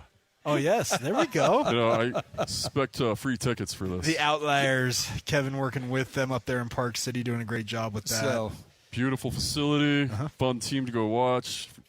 Buy tickets, go have fun. Yeah. Well, gentlemen, thanks for letting me hang out with you. Thanks, man. This This is has been a lot of awesome. fun. Been a lot of fun. very, very good. Yeah, exciting. I agree with your guys' assessment of this. Like the Mammoth, it may have been unconventional in a way of how they work things tonight, but yes, didn't spend money. Answered two of the major questions. They saved money. They saved money. Answered two of the major questions we had coming in. Now maybe the two chief questions in some ways. And now they look to tomorrow, rounds 2 through 7 of the draft, and then July 1's here next week, and it's free agency time. Maybe I'd like to see them find a place for Tanev and pull something off. Yeah. I want to see who the 61st pick in the draft is tomorrow. Why is that? I went 61st. Okay. I always look. All right. Makes sense. I like that. Fourth round, though, not second. Was fourth round in that day? Is that okay? Well, there was only 18 teams. Number 61 picks. Still, you keep track of it every year, I'm sure. I always look. You need to start putting a memorial award up there. I wouldn't go that far. I look for about 5 seconds. I like it. All right. Well, for Jay and Kevin, a big thank you to both of you guys for taking your time to come out and do what you guys use. You absolutely kill it. You make it easy on me as a guy who's still very much in the learning phase of this, but I love the fact that the Mammoth are here in Utah first off. It's just great to have an NHL team here. It's added so much, it feels like, to the market sports-wise here to have them being as good as they are early on in their tenure here in Salt Lake City. So I have to ask you a really important question. What's that? Okay, it's like, which kid do you like better? Do you like the Jazz better or the Mammoth better? Right now, the Mammoth. I got no problem saying that. Now, that's right. If the Jazz come flying out of the gates next year with some of the moves they made, Darren Peterson, by the way, guy's a baller. Yeah. So I said 2 years ago, first draft show, 28 or 29, they're going to have both the Stanley Cup Finals and the NBA Finals in the Delta Center. Well, simultaneously. Be amazing. Well, Would that be out? By the way, that fits. It's happened. Both these team timelines right now. I agree. That's why I said it 2 years ago. But I'm saying, like, the way things are working out right now, things are aligning, Kevin. So I agree. We'll see what happens. I agree. So, for Jay Stevens, big thank you to you, Kevin, as well, for being here. And a big thank you to Christian behind the scenes, pushing the ones and twos, as I like to say, back there in Salt Lake City.